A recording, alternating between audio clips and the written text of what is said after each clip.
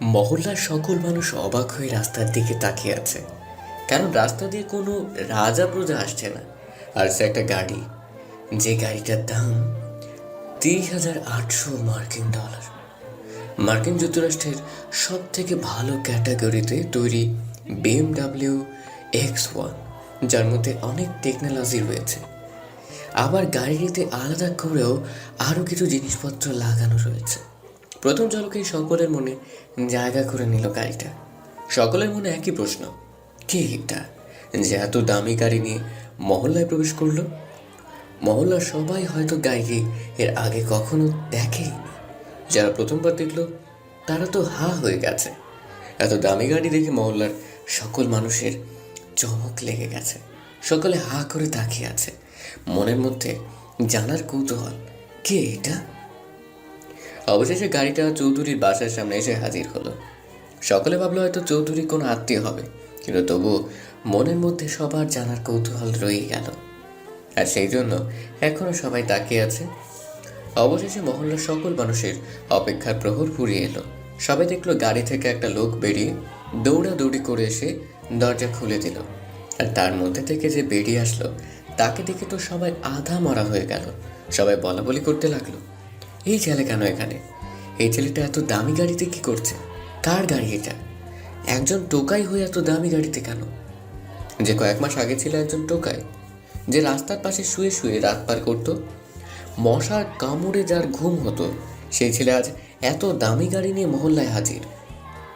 গায়ে আছে coat pant, সে যা যা পরে আছে তার দাম অনেক অনেক দামি। মহল্লার কেউ এত দামি কাপড় আগে কখনো দেখেনি বলে মনে হচ্ছে। অনেক ধনী পরিবারও হয়তো এত দামি কাপড় পরে না। সেই ছেলে আর কেউ না, তাদের মধ্যে করারই একজন, তার নাম শাকিল। শাকিলের এমন পরিবর্তনে মহল্লার সকলে হা করে তাকিয়ে রইল। কেউ বিশ্বাসই করতে পারছে না, সবাই ভাবছে এটা স্বপ্ন, কিন্তু কখনো কখনো চোখের সামনে স্বপ্নের ঘটনা এসে হাজির হয়। মহল্লার সবাই পাগলের মতো হয়ে গেল। এটা কি করে হতে পারে? যার থাকা বলতে কিচ্ছু ছিল না, অন্যের ফেলে দেওয়া জামা কাপড় কুড়িয়ে নিজে পরতো, কাকের মুখ থেকে খাবার খেয়ে বড় হলো, সে আজ এই অবস্থায়। এটা কেমনে সম্ভব? এদিকে শাকিল গাড়ি থেকে নেমে প্যান্টের পকেটে হাত ভরে একদম সিনেমার হিরোর মতো করে দাঁড়িয়ে গেল, আর গাড়ি থেকে আরও একজন নেমে এসে শাকিলের মাথার উপর ছাতা ধরল। চৌধুরীর বাড়ি থেকে চৌধুরী মেয়ে নীলা এই দৃশ্য দেখে বিশ্বাস করতে পারল না, আর তাই সে নিচে নেমে আসলো। নিচে এসে দেখলো সে উপরে থাকতে যা দেখছে সেটা সত্যি ছিল। চোখে মুখে ধুলোবালি লেগে থাকা ছেলেটা আজ এত স্মার্ট, হ্যান্ডসাম। মহল্লার আলো সকলের মতো নীলাও এটা বিশ্বাস করতে পারল না। জিজ্ঞাসূচক চেহারা নিয়ে শাকিলের সামনে দাঁড়িয়ে রইল। শাকিল হাতে দড়ি বাজিয়ে নীলাকে বলল, এই যে মিস, কি দেখছেন? এই আমার বিশ্বাস হচ্ছে না, এটা কি তুই নাকি অন্য কেউ? মাই ডিয়ার, ল্যাঙ্গুয়েজ ভদ্রভাষায় কথা বলেন। বাপরে, ইংরেজির ডায়লগ তো ভালোই মুখস্থ করছিস। শুনেন মিস নীলা চৌধুরী, আমি আর আগের শাকিল নেই, তাই সো বি কেয়ারফুল। তাই তো দেখছি রে। ঠাস, ভদ্রতা কি একটু জানেন না? নীলার গালে ঠাস করে থাপ্পড় পড়তেই সেই পুরনো দিনের কথা মনে হলো, যখন নীলা শাকিলকে ফকিরের বাচ্চা বলে অপমান করে থাপ্পড় দিত। নীলা গালে হাত দিয়ে কান্নাময় সুরে বলল, তুই আমায় মারলি? চুপ, একদম চুপ। আমি এখন তোর থেকে 1000 গুণ বড় লোক, তাই আমায় আপনি করে বলবি, বুঝেছিস? যেই ছিল আমার পায়ের নিচে পড়ে থাকতো, আর আজ কিনা সেই তুই আমায় থাপ্পড় মারলি? হ্যাঁ, কারণ তখন শাকিল একটা রাস্তায় পড়ে থাকা ময়লা আবর্জনা ছিল, কিন্তু আজ সেই শাকিল সোনায় পরিণত। তুই না আমায় ভালোবাসিস? ভালোবাসা? তোদের মতো ফকিন্নির মুখে ভালোবাসা মানায় না। শাকিলের এমন কথা শুনে নীলা অবাক হয়ে গেল। সেই একই ডায়লগ নীলা শাকিলকে বলতো। শোন মিস নীলা চৌধুরী, যেই টাকা না থাকার কারণে আমার ভালোবাসা তুই অপমান করছিলি, লাথি মেরে রাস্তায় ফেলে দিয়েছিলি, আজ আমি সেই টাকার উপর শুয়ে থাকি। তোর মতো 10টা নীলাকে কেনার যোগ্যতা আমার আছে। নীলা শাকিলের কথা হজম করতে পারছে না। ওর কিছুতেই বিশ্বাস হচ্ছে না যে এটা সেই আগের শাকিল। বাই দ্য ওয়ে, ধন্যবাদ আপনাকে কেন? আমার নিষ্পাপ ভালোবাসাকে লাথি মারার জন্য, আমায় এই দুনিয়ার নীতি শেখানোর জন্য। কথাগুলো শাকিল এক নিঃশ্বাসে বলে দিল, আর নীলা শাকিলের কথার আগা মাথা কিছু না বুঝে অবাক হয়ে তাকিয়ে রইল। যেই টাকা পয়সা বাড়ি গাড়ির জন্য তোর এত অহংকার, সেই টাকা পয়সা আমি সব কেড়ে নিব। তোদেরকে আমি সেই জায়গায় পাঠাবো যেখান থেকে আমি তোর মতো অহংকারী মেয়েকে ভালোবাসছিলাম। এবার আর চুপ করে থাকলো না নীলা। রাগে গজ গজ করতে করতে বলল, তোর এত বড় সাহস, আমার বাড়িতে এসে আমাকেই ধমক দিস? সাহসের কি দেখলি? সবে তো শুরু করলাম। পিকচার আবি বাকি হে মেরা দোস্ত। কি ভেবেছিস অন্যের জামা অন্যের গাড়ি নিয়ে এসে আমায় ধমক দিবি আর আমি ভয় পেয়ে যাব? তুই আমার কিচ্ছু করতে পারবি না। রাস্তায় বসার জন্য তৈরি হয়ে নে মিস নীলা চৌকাট। চুপ এই এই, চুপ, একদম চিল্লাবি না। তোকে আমি দেখে নিব। Driver, yes sir. আমার হিয়া বড় একটা ফটো নিয়ে এসে এই ম্যাডামের পাশে রেখে দাও। Okay sir. এইবার থেকে যখনই আমায় দেখতে ইচ্ছে করবে আমার ফটোটা দেখে নিয়েন, তাহলেই হবে। তোকে আমি চলি মিস নীলা, আমার একটা গুরুত্বপূর্ণ মিটিং আছে। শাকিল দাঁত খেলিয়ে হেসে গাড়িতে উঠে বসলো। নীলা রাগে হাত পা ছোড়াছুড়ি করতে লাগলো। ড্রাইভার গাড়ির গেট লাগিয়ে দিয়ে গাড়ি স্টার্ট দিল। শাকিল চোখ বন্ধ করলো। বারবার সে আগের কথাগুলো তার চোখের সামনে ভেসে আসছে। সিটের সাথে মাথা লাগিয়ে শুয়ে পড়লো আর আগের দিনগুলোতে চলে গেল। চলেন আমরাও ঘুরে আসি শাকিলের সাথে ঠিক কি কি হয়েছিল। Back to 5 months ago। আজ থেকে 5 মাস আগে শাকিল ছিল একজন টোকাই। রাস্তায় রাস্তায় পড়ে থাকতো। পরিবার বলতে কেউ ছিল না। বাবা মা জন্মের পরই মারা যায়। তার ভাই বোন ছিল কিনা কোনো আন্দাজ নেই। জ্ঞান বুদ্ধি হওয়ার পর থেকেই সে রাস্তায় থাকে। রাস্তায় একপাশে শুয়ে রাত পার করে। কাক পাখির মুখ থেকে খাবার নিয়ে খেত। তবুও তার সুখে শান্তিতে দিন কাটত। ছোট থাকতে রাতের বেলা ঘুম আসতো না, বাবা মায়ের কথা মনে হতো। ছোট শিশুরা সব ছেড়ে রাতে তার মায়ের কোলে ফিরে যেত। কিন্তু শাকিল সারাদিন রাস্তায় রাস্তায় ঘুরে রাতে যখন রাস্তার পাশে শুয়ে পড়তো, তখন তার বাবা মায়ের কথা খুব মনে পড়তো। তখন গলা ছেড়ে কান্না করতো। একটু বড় হতেই রাত করে যখন তার বাবা মায়ের কথা মনে হতো, তখন কাগজ দিয়ে পুতুল তৈরি করত। একটা ছেলে আর একটা মেয়ে। তাদের 2 হাতে ধরে বাবা মা বলে ডাকতো আর চোখের পানি ঝরাতো। আস্তে আস্তে বড় হতে লাগলো। একসময় সে অন্যান্য ছেলেদের মতো যৌবনে পদার্পণ করলো। কিন্তু তার পোশাক পরিচ্ছদের কোনো পরিবর্তন হলো না। সে আগের মতোই কালো ময়লা আবর্জনা পড়া জামা কাপড়। আর হবে না কেন, রাস্তার পাশে ধুলাবালির মধ্যেই শুয়ে পড়তো। তখনই ময়লা আবর্জনা পড়ে যেত। আর জামা কাপড় কেনার মতো তার মোটেও সামর্থ্য ছিল না। অন্যের ছেঁড়া কাপড় পরে থাকতো। কখন না খেয়ে দিন পার করতো। এই একা ছেলেকে কে কাজ দিবে? লেখাপড়া কিচ্ছু জানে না সে। আরে ব্যস্ত শহরে কারো দিকে কেউ তাকায় না। রাস্তার কাগজপাতি কুড়িয়ে তা বিক্রি করতো দোকানে। আর তাতে যা টাকা হতো তা দিয়ে একটু খাবার খেত। জন্মের পর থেকে পেট পুড়ে খাবার সে আজ পর্যন্ত খায়নি। রাতে খেলে সকালে খেতে পেত না, আবার সকালে খেলে দুপুরে খাওয়া হয় না। কোনোদিন তো সারাদিন না খেয়ে কাটাতে হয়।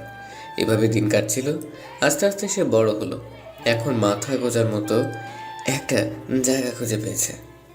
রেল লাইনের পাশে একটা পুরনো বাড়ি।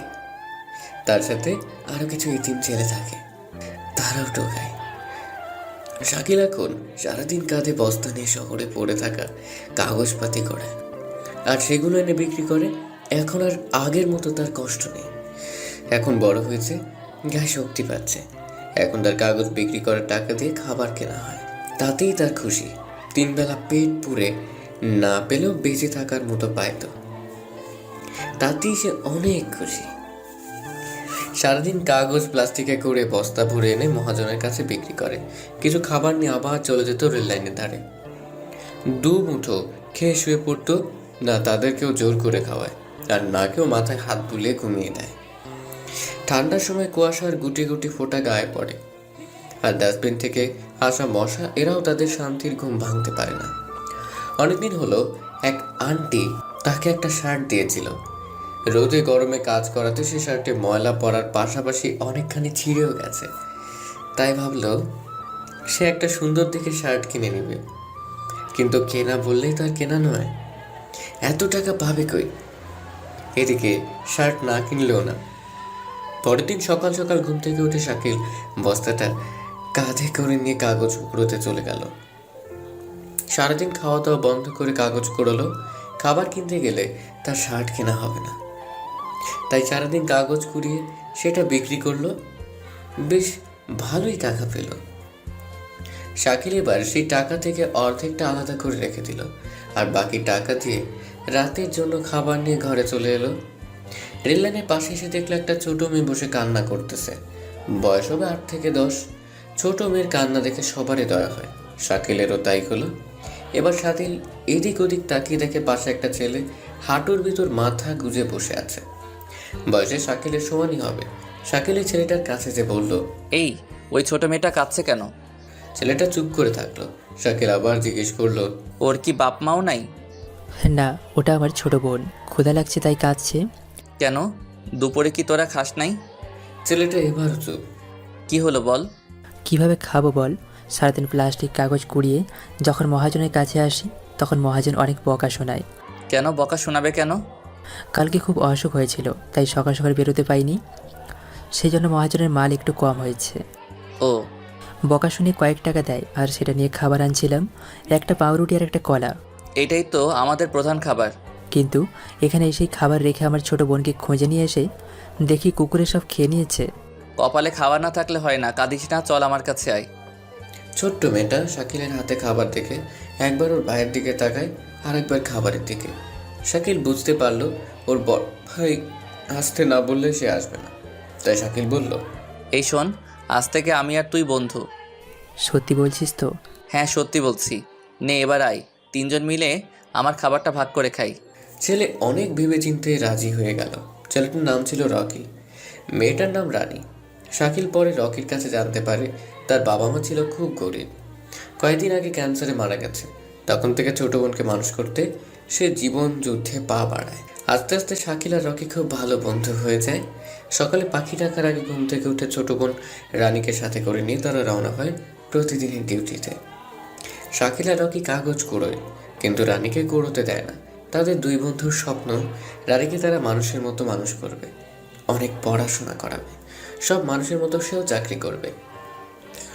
এইটা ছিল শাকিল আর রকির স্বপ্ন। এই জন্য দিনরাত কাগজ কুড়োতো। গলিতে গলিতে দরজার সামনে খবরের কাগজ, পলিথিন কুড়োতো। রাস্তায় রাস্তায় মানুষের কাছে হাত বাড়াতো, কিন্তু মানিব্যাগে বড় বড় নোটের মাঝে টোকাইটে দেবার মতো টাকা কেউ রাখতো না। কেউ কেউ খালি হাতে ফেরত দিত, আবার কেউ কেউ ঘাড় ধাক্কা দিয়ে তাড়িয়ে দিত। পৃথিবীতে লক্ষ লক্ষ মানুষ থাকতেও আজ তারা এতিম, ভিখারি।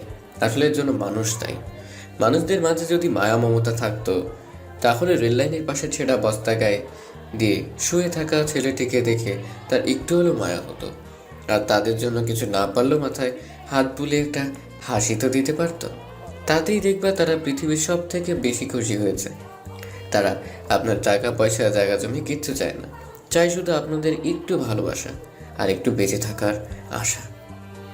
যাই হোক, ওদিকে যাব না, গল্পে আসেন। শাকিল আর রকি সারাদিন কাগজ, প্লাস্টিকের পুতুল এসব কুড়োতো, আর রাতে সেগুলো মহাজনের কাছে দিত। সাথে তারা তা অনুযায়ী কিছু টাকা পেত। তা দিয়ে আগে ছোট বোন রানীকে পেট পুড়ে খাওয়াতো, তারপর যা থাকতো সেগুলো শাকিল আর রকি ভাগ করে খেত। এভাবে তাদের তিনজনের দিন কাটত।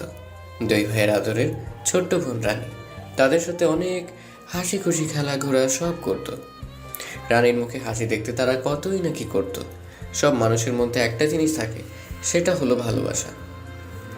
ভালোবাসা অনেককে পথে নামায়, আবার অনেককে পথ থেকে 10 তলা বিল্ডিংয়ে ওঠে। শাকিল ছিল টোকাই, কিন্তু টোকাইদেরও ভালোবাসা হয়।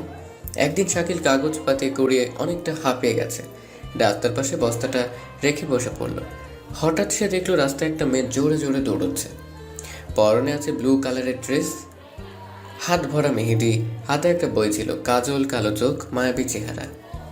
বাতাসে তার লম্বা চুলগুলো দোল খাচ্ছে। মেয়েটা হাজার চেষ্টা করছে চুলগুলো লুকোনোর, কিন্তু বাতাসের সাথে কিছুতেই পেরে উঠছে না। এই দৃশ্য শাকিলের মন ছুঁয়ে গেল। মনের মধ্যে ঘন্টা বেজে উঠল। বাতাসের সাথে 72-এর যুদ্ধ দেখে শাকিল হেসে দিল। তার হাসি দেখে পাশে বসে থাকা রকি আর রানী খুব অবাক হলো।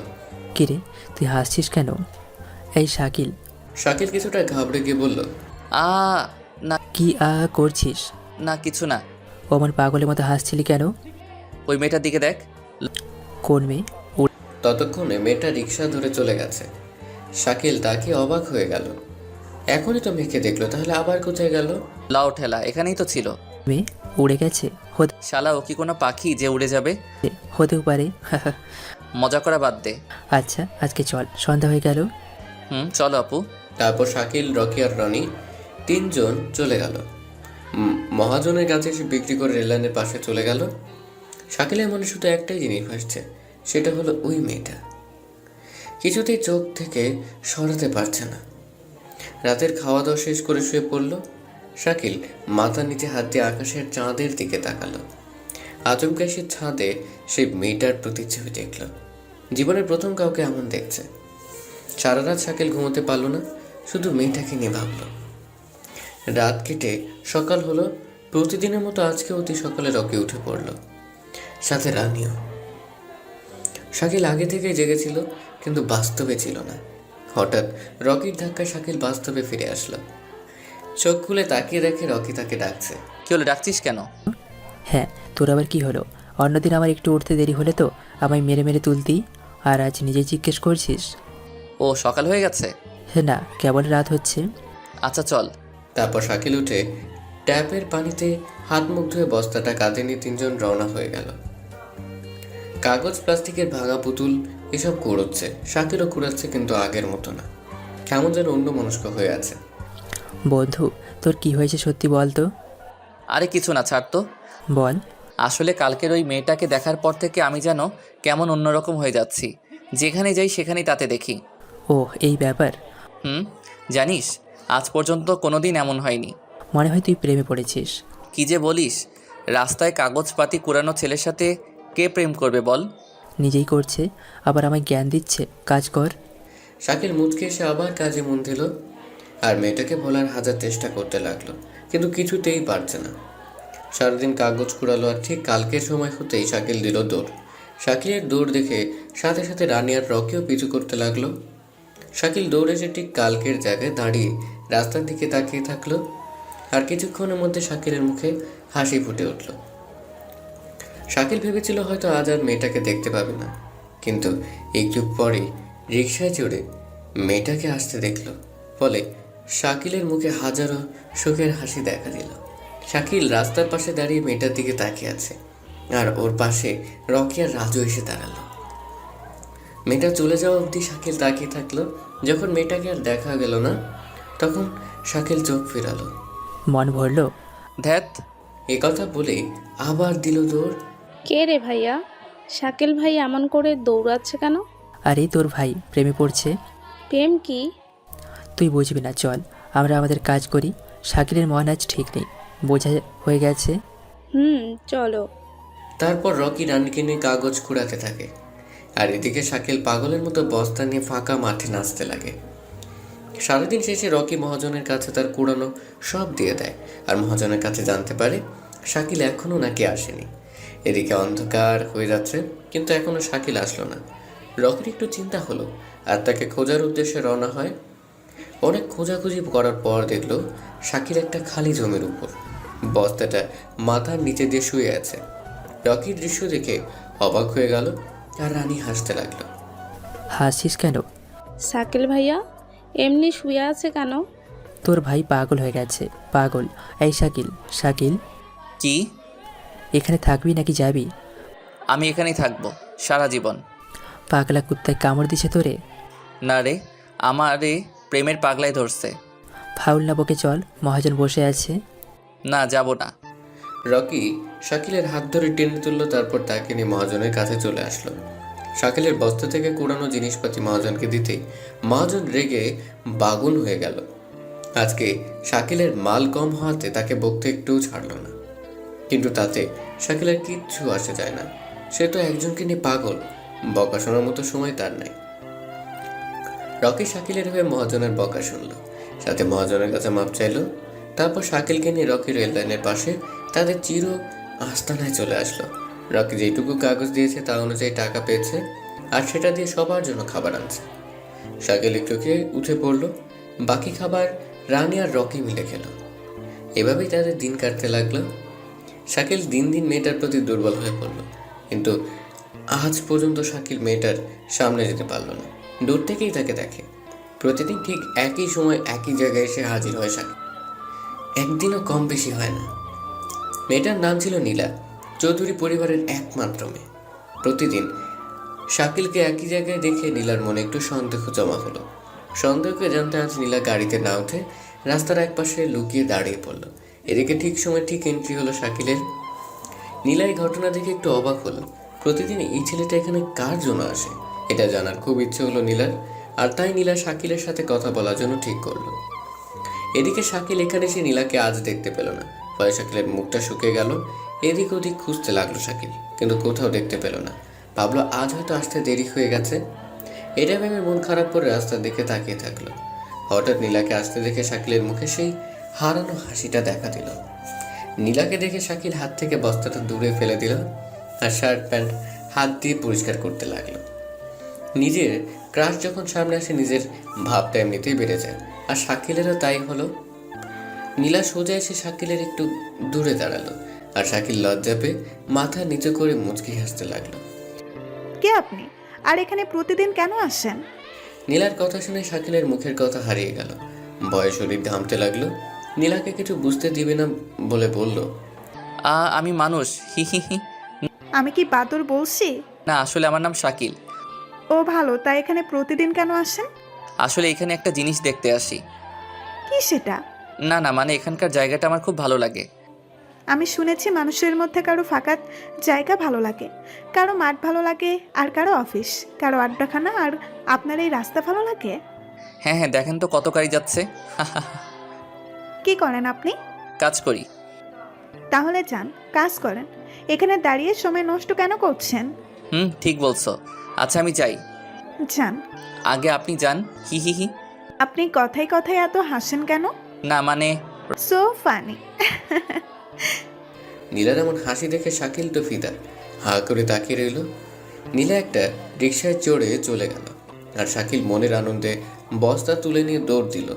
তার মনের মানুষের সাথে আজ কথা বলছে, এত কাছে থেকে তাকে দেখছে, এটাই শাকিলের কাছে অনেক কিছু। এই খুশিটা আজ সারাদিন ভালোই কাজ করলো। হাসি মুখে কাগজপাতি করলো, আর একটাই চিন্তা মাথায় ধরল, সো ফানি এর অর্থ কি, এর বাংলা কি? শাকিল ভাবলো নীলা হয়তো ওকে ভালোবাসার কথা বলছে, এই জন্য আরও যাকে দেখে তাকেই জিজ্ঞেস করে ওটার বাংলা কি। কিন্তু ওদের মধ্যে কেউ বলতে পারে না, কারণ ওদের মধ্যে কেউ পড়াশোনা করেনি। রাতে খেয়ে দিয়ে শুয়ে পড়ে। রকি কি? হেব্বি সুন্দর। কি? এই মেয়েটা কি সুন্দর, বড় বড় চোখ, মায়াবী চেহারা। রাতেও কি তোর ভূত নামে না? আমায় ভূতে ধরেনি, আমায় ভালোবাসে ধরছে। কদিন জানি পাবনার টিকিট কাটতে হয়। ধুরু কী সব বলিস তুই? জানিস আজ আমি ওর সামনাসামনি কথা বলছি, একদম কাছাকাছি। এই নিয়ে একই কথা 7 বার বলা হলো। ও এবার তো ঘুমা। হাসলে না, ওর গালে টোল পড়ে, আর ওটাতেই আমি শেষ। রাস্তায় তাড়ি দেয়, দেখিস না? ওদের গালেও টোল পড়ে। যা ওদের কাছে গিয়ে মর, হারামি। শালা দিব এক লাথি, এদের কাছে কেন যাব? প্রেম করবি? একথা শুনে শাকিল রকিকে একটা লাথি মারল। থাম, জানিস ওর। থাম, আর শুনবো না, কান পচে গেল। যা সর, তোকে বলবো না। হুম। জানিস আমায় ইংরেজি দিয়ে কিছু একটা বলল। তুই তো জানিস আমি ইংরেজি পারি না। আমার মনে হয় কি জানিস, ওই তো ইংরেজি দিয়ে কি যেন একটা বলে আর গোলাপ দেয়, ওটাই মনে হয় আমায় বলছে। ভালো, এবার মুখে লাগাম দে। শর্ত শালা। রকি সারাদিন অনেক ক্লান্ত হয় শাকিলের কথা বিরক্ত মনে করলো, আর শাকিল নীলার কথা বলতেই থাকে। নীলার কথা বলতে নাকি তার ভালো লাগে। রকি বিরক্ত হলো, ফলে শাকিল আর কথা না বলে নিজের মনের সাথে কথা বলতে লাগলো। নিজের মনের মধ্যে নীলাকে নিয়ে হাজারো গল্প লেখা শুরু করলো। তাকে নিয়ে 1000 বছর বাঁচার স্বপ্ন দেখতে লাগলেন শাকিল। নীলাকে নিয়ে অনেক ভেবে ভেবে ঘুমিয়ে গেল। চোখটা বন্ধ করতেই নীলাকে স্বপ্নে দেখলো। নীলার সাথে স্বপ্নে হারিয়ে গেল। সকালে ঘুম থেকে উঠে তাদের কাজে তারা চলে গেল। শাকিল মন দিয়ে কাজ করলো। কাজের মধ্যেও নীলাকে খুঁজে পেল। জীবনের প্রথম প্রেম বলে একটু বেশি ইমোশনাল হচ্ছে। এভাবে আরও কয়েকটা দিন কেটে গেল। শাকিল এখনও সেখানে যায়, কিন্তু আজকে আর সেই আগের জায়গাতে যায়নি। আজকে সে একটু দূরে আড়ালে দাঁড়িয়ে আছে। শাকিল দেখতে চাচ্ছে নীলা ওকে খুঁজে কিনা। টাইম অনুসারে নীলাও চলে এলো কলেজের উদ্দেশ্যে, কিন্তু প্রতিদিন যে ছেলেটা ওকে দেখার জন্য দাঁড়িয়ে থাকতো সে আজ নাই। এটা দেখে নীলা আশেপাশে তাকাতে লাগলো। নীলা ভাবলো আজ সেই পাগল ছেলেটা কোথায় গেল, প্রতিদিন তো এখানেই দাঁড়িয়ে থাকতো। এটা ভেবে নীলা আশেপাশে তাকাচ্ছে আর সামনে এগুচ্ছে। এদিকে শাকিল এটা দেখে তো মহা খুশি। নীলা ওকে খুঁজতেছে, তার মানে নীলার মনে ওর জায়গা হয়ে গেছে। নীলা শাকিলকে দেখতে না পেয়ে শুধু আশপাশে তাকায়, আর এটাকে বোকা শাকিল ভালোবাসা ভেবে নেয়। শাকিল এবার খুশি হয়ে বাইরে বের হলো। নীলার সামনে তাকিয়ে দেখে পাগলটা ওখানে। শাকিলকে দেখে নীলার মাথায় বুদ্ধি আসলো। নীলা সোজা শাকিলের কাছে আসলো। শাকিল নীলাকে দেখে তো একদম কাঁপতে শুরু করেছে। আরে তুমি এখানে? তুমি আমায় খুঁজছিলে? হ্যাঁ, খুঁজছিলাম তো। প্রতিদিন যেই ছেলেটা থাকতো সে আজকে নাই, এটা তো চিন্তার বিষয়। ও চলো হাঁটতে হাঁটতে কথা বলি। হুম। শাকিল আজকে বস্তা নিয়ে আসেনি, তাই নীলার সাথে চলে গেল। দুজন রাস্তার এক পাশ দিয়ে হাঁটছে আর গল্প করছে। শাকিলের একটু ভয় করছে, আবার ভালো লাগছে। আচ্ছা, তুমি আমায় ওভাবে প্রতিদিন দেখো কেন? ভালো লাগে তাই। তাই নাকি? হুম। গল্প করতে করতে তারা দুজন নীলার কলেজের সামনে চলে এলো। আচ্ছা এবার তুমি যাও, আমি কলেজে যাই। আচ্ছা। এই শোনো, কি? সন্ধ্যায় ওখানে থেকো। আচ্ছা। নীলাকে বিদায় দিয়ে শাকিল মনের আনন্দে চলে গেল, আর নীলা কলেজে চলে আসলো। নীলা কলেজে আসতেই তার বান্ধবীরা তাকে ঘিরে ধরল। কি রে নীলা, ছেলেটা কে রে? তোর নিউ বিএফ নাকি? বিএফটিএফ কিচ্ছু না, ছেলেটা খুব বোকা। প্রতিদিন রাস্তার পাশে দাঁড়িয়ে আমার দিকে ড্যাব ড্যাব করে তাকিয়ে থাকে। বোকা হলেই তো মুরগি বানাতে পারবি। ঠিক বলছিস, ওর বোকামির সুযোগ নিতে হবে। আচ্ছা এখন ক্লাসে চল, পরে দেখা যাবে। চল। নীলা তার বান্ধবীর সাথে ক্লাসে চলে গেল। এদিকে শাকিল মনের আনন্দে নাচতে নাচতে চলে এলো রেল লাইনের পাশে তাদের বাড়িতে। নীলার সাথে কথা বলাতে শাকিলের মন খুব ভালো, তাই বস্তাটা নিয়ে গান বলতে বলতে ব্যবসায় বের হলো। আজকে এক নতুন ঠিকানার দিকে চলল শাকিল। সকাল উঠে রানী আর রকি চলে গেছে। শাকিল জানে তারা কোথায় আছে, তাই তাদের চিন্তা না করে সে নতুন পথে পা বাড়ালো। নতুন রাস্তা শাকিলের একটু অচেনা অচেনা মনে হলো, কিন্তু তার সেই দিকে মন নেই। সে নীলাকে ভাবতে বিজি। রাস্তা দিয়ে হাঁটতে হাঁটতে এক জায়গায় দেখলো অনেক কাগজপাতি, প্লাস্টিকের ভাঙা পুতুল ইত্যাদি জিনিসপত্র পড়ে আছে। শাকিল এটা দেখে আশপাশে তাকালো, কিন্তু কাউকে পেল না। মানে তাদের দলের কেউ আছে নাকি? শাকিলের কাঁধ থেকে বস্তাটা নামিয়ে ভরে নিল। সেগুলো তুলে নিয়ে সামনে এগোতেই লাগলো। রানী আর রকির চিন্তা করলো না, তারা তো পাশেই আছে। একথা ভেবে সে চলে গেল দূরে। সারাদিন শেষে সন্ধ্যায় শাকিল বাড়ির দিকে আসলো। মহাজনের কাছে আসতেই রকি আর রানীকে দেখলো। রানীকে দেখে শাকিল কোলে তুলে নিল। আদরের ছোট বোন, সারাদিন দেখে নাই। আজকে শাকিল অনেক কাগজপাতি জমা করছে, তার অর্ধেক রকি আনছে। কিরে, তুই আজ এতগুলো? আমি এইদিকে গেছিলাম। ও, মহাজনের কাছে বিক্রি করে টাকা নিল। তখন নীলার কথা মনে হলো। রানী রকিকে নিয়ে ভাঙা বাড়িতে আসলো। কয়েকদিন আগে শাকিল একটা শার্ট কিনেছিল, সাথে রাজু রকিকেও দিছে। হাত মুখ দিয়ে নতুন শার্ট পরলো শাকিল। রকি জিজ্ঞেস করলো কোথায় যাচ্ছিস, তো বলল কোথায় যাচ্ছিস? নীলার সাথে দেখা করতে। খাবারটা খেয়ে নে। না, তোরা দুজনে খেয়ে নে। কিন্তু আমি বাইরে খেয়ে নিব। আচ্ছা। একথা বলে শাকিল বের হলো নীলার সাথে দেখা করার উদ্দেশ্যে। আর নীলা সহ তার দুই বান্ধবী রাস্তার পাশে দাঁড়িয়ে শাকিলের জন্য অপেক্ষা করতে লাগলো। কি রে, তোর নিউ বিএফ এখনো তো এলো না? আরে আসবে আসবে, একটু দাঁড়া।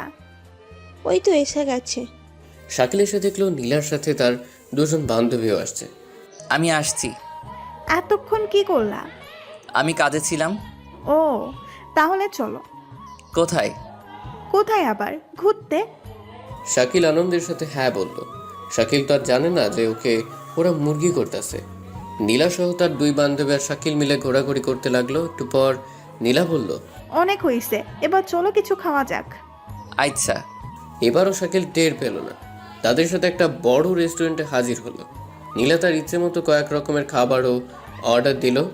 শাকিল না খেয়ে থাকায় পেট পুড়ে খেল। এবার আসলো বিলের লম্বা লিস্ট। নীলা লিস্টটা শাকিলের দিকে এগিয়ে দিল। শাকিল তো অবাক, ও তো পড়াশোনা জানে না, এটা কেন দিল এটাও বুঝলো না। কি করবে কিছু বুঝে উঠতে পারলো না। এখানে জিজ্ঞেস করলে নীলার সামনে ওর নাক কাটা যাবে, তাই লিস্ট নিয়ে দোকানের মালিকের কাছে গেল। সব মিলিয়ে কত বিল? স্যার লিস্ট দেওয়া আছে। শাকিল এবার বুদ্ধি করে বলল। আপনি দেখেন তাড়াতাড়ি। ওই লোকটা খাতা বের করে বিলটা বলে দিল। শাকিল পকেটে হাত দিয়ে দেখে একদম কারেক্ট টাকা আছে। যত বিল ঠিক ততটাই টাকা আছে শাকিলের পকেটে। আজ তার বিজনেস একটু ভালো হয়েছে, তাই টাকাটাও বেশি পাইছে, যার ফলে সম্মানটা বাঁচলো শাকিলের। শাকিল বিলটা দিয়ে দিল আর বিলের লিস্টটা পকেটে তুলে নিল। তারপর নীলা আর তার বান্ধবীরা শাকিলকে বিদায় দিয়ে চলে গেল। শাকিলের দাঁড়িয়ে না থেকে সেও রওনা দিল। এদিকে নীলার বান্ধবী বৃষ্টি নীলাকে বলল, কি রে, আজ এত কম করলি কেন? প্রথম দিন বেশি করলে ভয়ে পালাবে, ঠিক বলেছিস। পরদিন একটু বেশি, তারপর আর একটু বেশি। বোকা কাকে বলে? নীলা আর ওর বান্ধবীরা শাকিলকে বোকা বানাতে পেরে অনেক খুশি, কিন্তু শাকিল নীলাকে সত্যি সত্যি ভালোবাসে। অথচ নীলা এটাকে খেলা মনে করে শাকিলকে নিয়ে খেলা করে যাচ্ছে। শাকিল সোজা তাদের সেই ভাঙা বাড়িতে চলে এলো।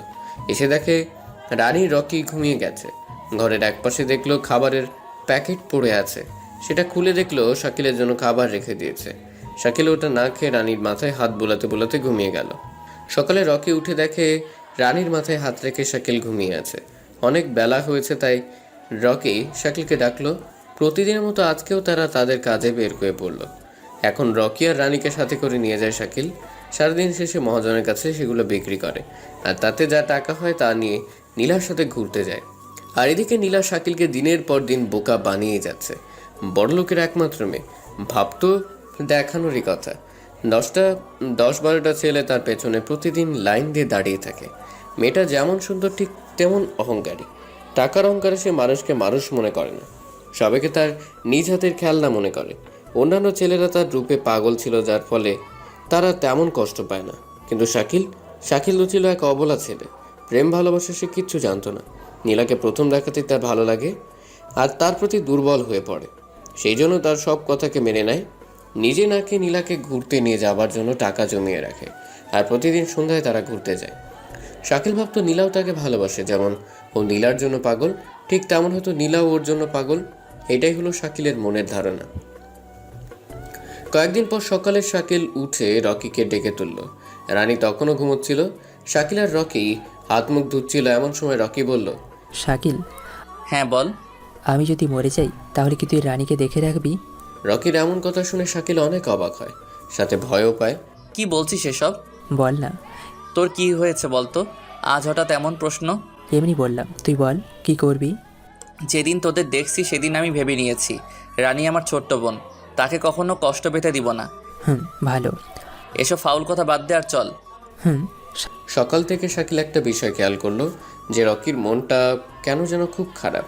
শাকিল রকিকে জিজ্ঞেস করলেই বলছে এমনই। শাকিল, রানীকে আজ তুই নিয়ে যা। আর তুই? আমি আজ এদিকে যাব। না, আমার ভয় করছে, তুই আমাদের সাথে চল। আরে পাগলা, কিচ্ছু হবে না। আজ মনটা আমার ভালো নেই, তাই একা একা যেতে যাচ্ছি। আচ্ছা যা, তবে তাড়াতাড়ি চলে আসবি। আচ্ছা। একথা বলে রকি উল্টা পথে রওনা হলো, আর শাকিল রানীকে নিয়ে অন্য পথে। আজকেও শাকিলের ভালোই বিজনেস হয়েছে।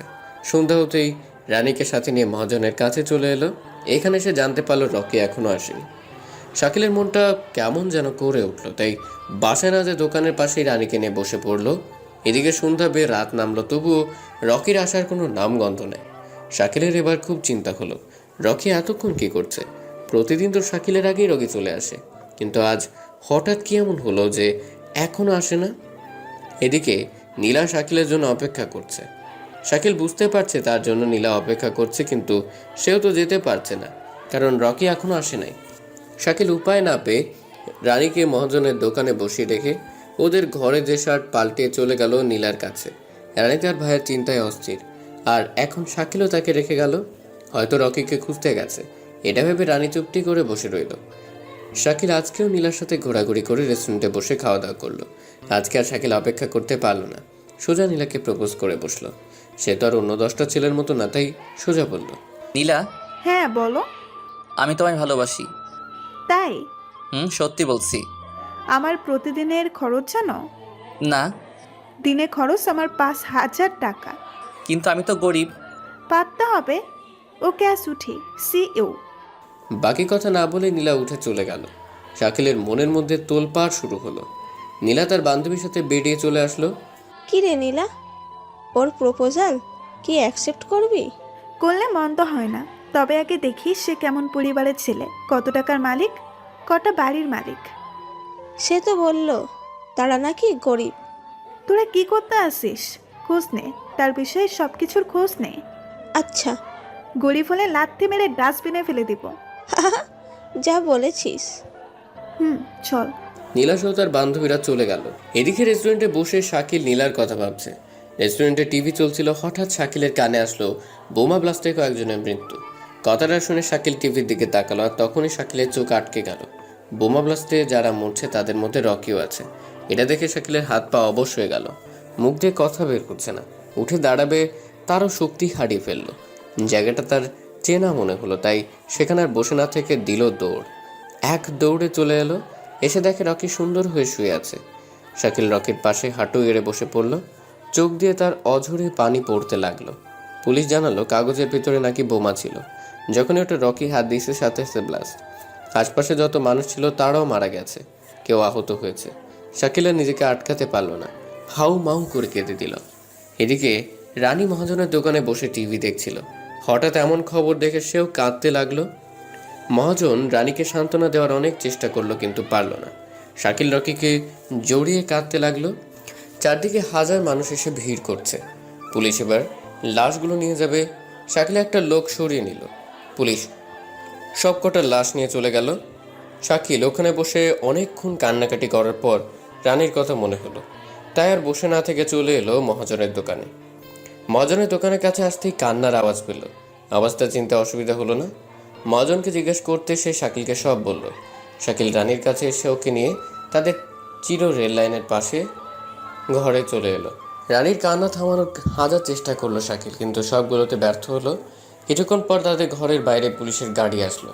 শাকিল বাইরে আসতে একটা পুলিশ এসে শাকিলের হাতে একটা ব্যাগ দিল। ব্যাগে রকির জামা কাপড় ছিল। ব্যাগ দিয়ে পুলিশ চলে গেল।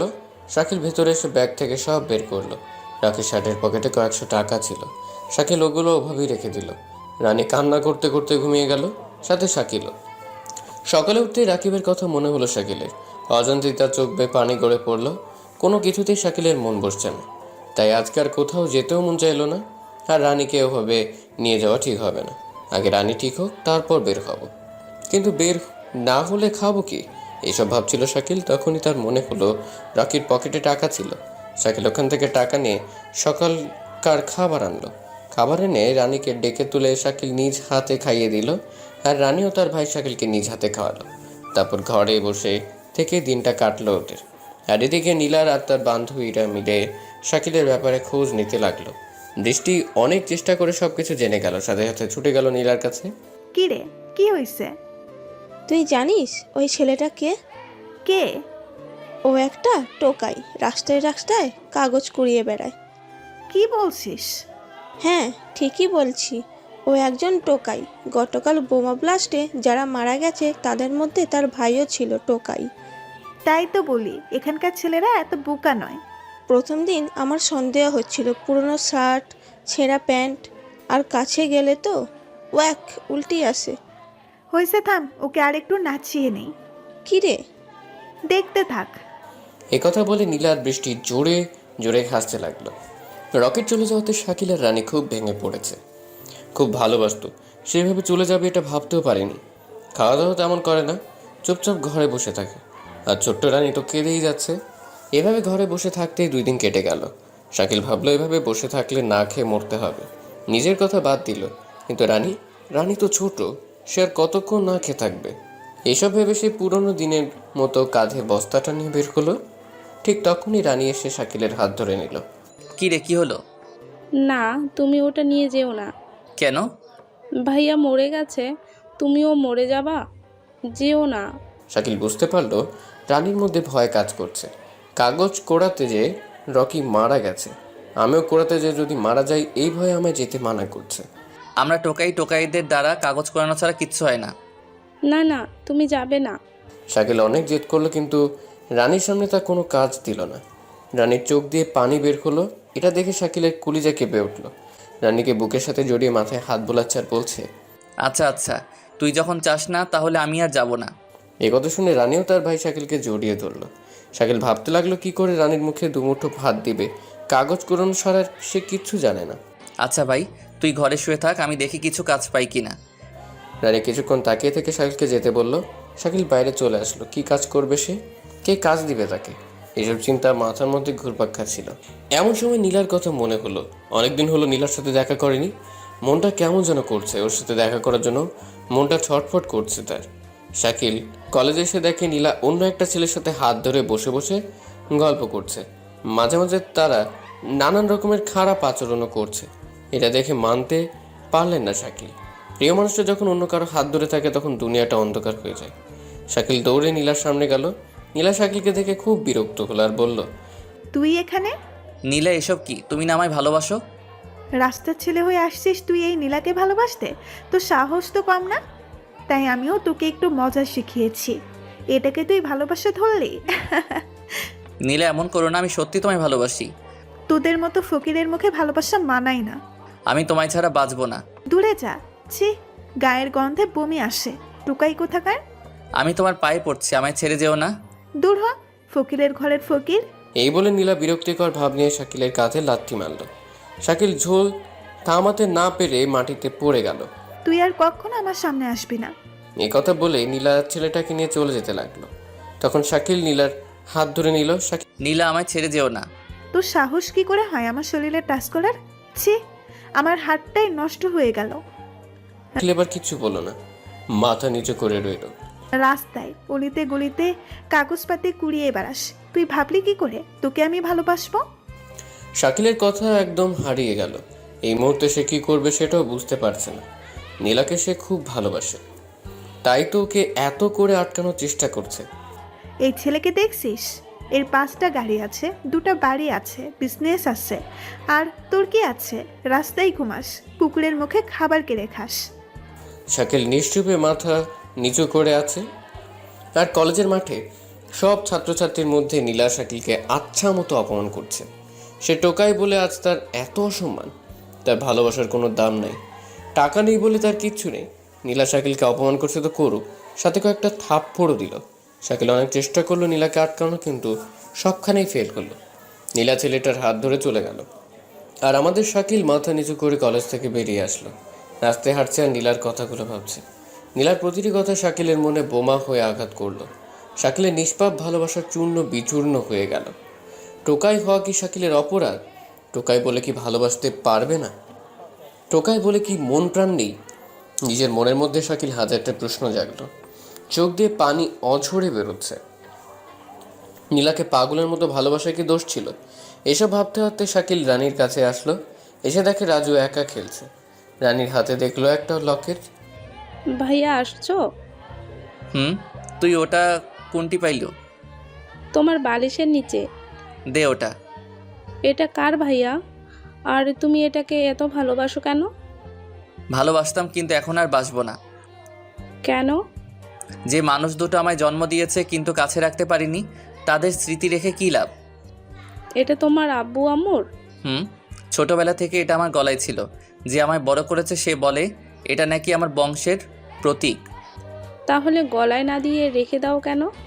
হয়তো তাদের কাছে আমি বোঝা হয়ে দাঁড়িয়েছিলাম, নয়তো আমার জন্মে তারা দুজনের কেউ খুশি ছিল না, এই জন্যে আমায় রাস্তায় ফেলে গেছে।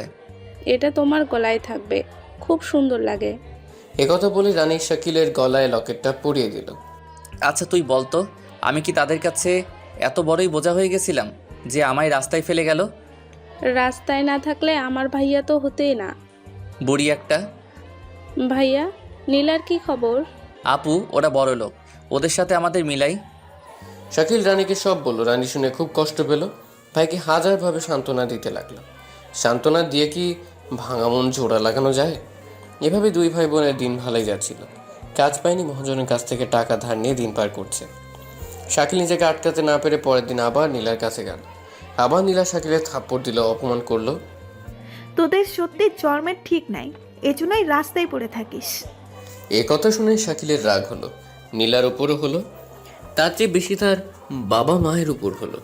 আরও কিছু অপমান করলো, মারধর করলো। কলেজের বকাটে ছেলেদের দিয়ে শাকিলকে মার খাওয়ালো। শাকিল মারটার খেয়ে বাসায় আসলো। রানী সব দেখে অবাক হলো। পানি গরম করে কাপড় ভিজিয়ে মুছে দিল। অন্যরা তেল গরম করে দেয়, কিন্তু তাদের কাছে তেল নেই। শাকিল রাগ করে আর নীলার সামনে গেল না। নীলার প্রতি রাগ জমে গেছে, আস্তে আস্তে দ্বিগুণ হয়ে গেল। আগে যতটা ভালোবাসতো নীলাকে, এখন তার চেয়ে দ্বিগুণ ঘৃণা করে নীলাকে।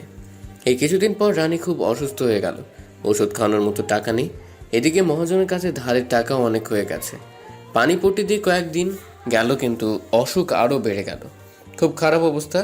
উপায় না পেয়ে ডাক্তারের কাছ থেকে বাকি প্রেসক্রিপশন করে নিল, কিন্তু ডাক্তার বলল এসব ওষুধ নিতে নাকি অনেক টাকা লাগবে। শাকিল প্রেসক্রিপশন নিয়ে ওষুধের দোকানে গেল, কিন্তু বাকি ওষুধ কিছুতেই দিতে চাইল না দোকানদার। ঠিক সেই সময় পাশ থেকে একটা মেয়ে বলে উঠল, আরে স্যার আপনি? শাকিল পেছনে তাকিয়ে দেখে একটা ভদ্রমেয়ে দাঁড়িয়ে আছে, পরনে দামি পোশাক, মনে হচ্ছে কোনো বড় পরিবারের মেয়ে। শাকিল ভাবলো হয়তো অন্য কাউকে বলছে, তাই সে মন দিল না। অন্যদিকে তাকাতে মেয়েটা আবার বলল, স্যার আপনি বেঁচে আছেন? শাকিলের কথা শুনে অবাক হয়ে গেল। আশপাশে তাকিয়ে দেখে কেউ নাই তার পাশে, তার মানে তাকেই বলছে। কে আপনি? আরে স্যার আমায় চিনতে পারছেন না? আমি শ্রাবণী। আমি কোনো শ্রাবণীকে চিনি না। বিয়ে কি বলছেন স্যার? আমি আপনার বিয়ে। মানে কি? আপনি স্যার ওরা আপনার সাথে ষড়যন্ত্র করে মারার চেষ্টা করেছে আপনাকে। এসব কি বলছেন? আমায় কে মারবে? হ্যাঁ স্যার। দেখুন, আপনার কোথাও ভুল হচ্ছে। আপনি যার কথা বলছেন আমি সে নই। দেখুন স্যার, আপনায় আমাদের খুব প্রয়োজন। আপনার স্ত্রী সন্তান খুব বিপদে আছে। পথ ছাড়েন, আর হ্যাঁ, চোখের ডাক্তার দেখিয়েন। এ বলে শাকিল মেয়েটার পাশ কাটিয়ে চলে গেল। শ্রাবণী তো খুব অবাক হলো, ওর স্যার ওকে চিনতে পারলো না। তখন দোকানদার শ্রাবণীকে বলল, আপা, ওর নাম শাকিল, এই এলাকার টোকাই। কি বলছেন এসব? জি আপা, ছোট থেকে এখানেই বড় হচ্ছে। সত্যি আপনার কথা ভুল হচ্ছে। এটা কি করে সম্ভব? জি আপা, ওর সাথে এক ভাই আর একটা বোনও থাকে। ভাইটা কয়েকদিন আগে মারা গেছে, এখন বোনকে নিয়ে থাকে।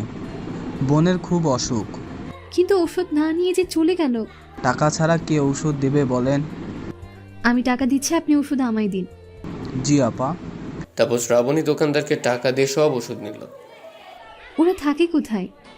সামনে একটা রেল লাইন আছে, ওটার পাশেই একটা ভাঙা বাড়ি আছে, ওখানে। ধন্যবাদ। শ্রাবণী ওষুধ নিয়ে দোকানদারের কথা মতো রওনা হলো। আর শাকিলের কাছে টাকা নাই বলে ডাক্তার ওষুধ দেয়নি, এই জন্য মন খারাপ করে রানীর কাছে আসলো। রানী প্রচণ্ড জ্বরে কাঁপতেছে। এটা দেখে শাকিলের চোখ দিয়ে পানি বের হলো। নিজের চোখের সামনে ছোট্ট বোনকে এভাবে কষ্ট পেতে দেখছে, অথচ কিছু করতে পারছে না। শাকিল রানীর পাশে বসে মাথায় হাত বোলাতে লাগলো আর অঝরে অশ্রু ফেলতে লাগলো। হঠাৎ দরজা দিয়ে কে যেন আসলো। শাকিল তাকিয়ে দেখে সেই মেয়েটাকে দেখে শাকিলের রাগ হলো। আপনি এখানেও এসে গেছেন? আপনার আর কতবার বলবো আমি আপনাকে চিনি না। আগে এই ওষুধগুলো তোমার বোনকে খাইয়ে দাও, নয়তো ওর ক্ষতি হতে পারে। আপনার দয়া আমার লাগবে না, আপনি চলে যান। আমি চলে যাব, তবে এগুলো নাও আর আমার কথাটা শোনো। বললাম তো আপনি চলে যান। প্লিজ এগুলো তোমার বোনকে খাওয়াও, নয়তো ও মারা যেতে পারে। আমি কথা দিচ্ছি তোমার কিচ্ছু করব না। শাকিল এবার রানীর দিকে তাকাচ্ছে, আর একবার ওষুধের দিকে। রানীর খুব কষ্ট হচ্ছে, তাই আর কিছু না ভেবে ওষুধ খাইয়ে দিল। কিছুক্ষণের মধ্যে রানী একটু আরাম পেল। এবার বলেন আপনি কে আর আমার পিছনে কেন পড়ে আছেন? তার আগে এই ফটোটা দেখো। শ্রাবণী তার ব্যাগ থেকে একটা ফটো বের করে শাকিলের সামনে ধরল। শাকিল তো অবাক, একদম হুবহু শাকিলের মতোই দেখতে। এটা কেমন মজা? আমার ছবি তুলে শুধু দামি দামি পোশাক লাগিয়ে দিয়েছেন। না, এইটা আমার বস মিস্টার নীল শিকদার, শিকদার পরিবারের একমাত্র ছেলে। দেখুন, এসব মিথ্যা কথা বাদ দেন আর এখান থেকে যান। আমি মিথ্যে বলছি না, এটাই সত্যি। আমি এই জন্য তোমায় নীল স্যার ভেবেছিলাম। যখন দোকানদার আমায় বলল তখন বুঝলাম। আপনার আমায় কি প্রয়োজন বলেন তো, নয়তো এখান থেকে যান। অযথা এসব নাটক করার দরকার নাই। কেন বিশ্বাস করছেন না? আমি সত্যি বলছি। আমার বিশ্বাস হচ্ছে না। ওকে, 1 মিনিট। শ্রাবণী তার ব্যাগ থেকে ল্যাপটপ বের করে নীলের বাসায় ভিডিও কল দিল। এই দেখেন, স্যারের স্ত্রী সন্তান, ওনার মা বাবা কত কান্নাকাটি করছে। শাকিল এসব দেখে খুব কষ্ট পেল। আর যাই করুক, বাবা মা কখনো মিথ্যে বলে না, এটা শাকিলের ধারণা। তুমি কে? আমি নীল স্যারের পার্সোনাল অ্যাসিস্ট্যান্ট। আমি কি করতে পারি? তোমায় নীল সেজে ওই বাড়িতে, ওই শহরে যেতে হবে আর নীল স্যারের খুনের প্রতিশোধ নিতে হবে। কিন্তু কি হয়েছিল নীলের? স্যার ছিলেন ঢাকা শহরের টপ বিজনেসম্যান, তার সাথে টক্কর দেওয়ার মতো কেউ ছিল না।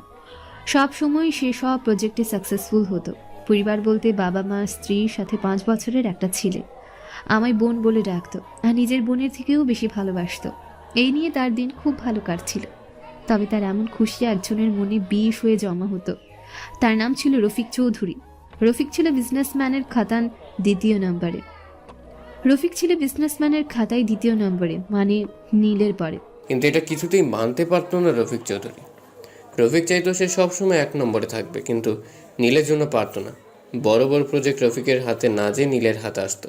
তখনও এসেছিল এক বিশাল প্রজেক্ট, প্রায় 800 কোটি টাকার প্রজেক্টে রফিক নিতে চাইছিল, কিন্তু শহরের 1 নম্বরের খাতায় নীল থাকার কারণে রফিক পেল নীল স্যার। নীল স্যার খুব খুশি হলো এত বড় প্রজেক্ট হাতে পেয়ে, কিন্তু রফিকের খুব রাগ হলো এত বড় প্রজেক্ট হাতছাড়া হয়ে নীল স্যার প্রজেক্ট পাওয়ার সাথে সাথে কাজে লেগে যায়। আর এদিকে রফিক একের পর এক ষড়যন্ত্র করতে থাকে। নীল স্যার যেমন সাহসী শক্তিশালী তেমন বুদ্ধিমানও ছিলেন।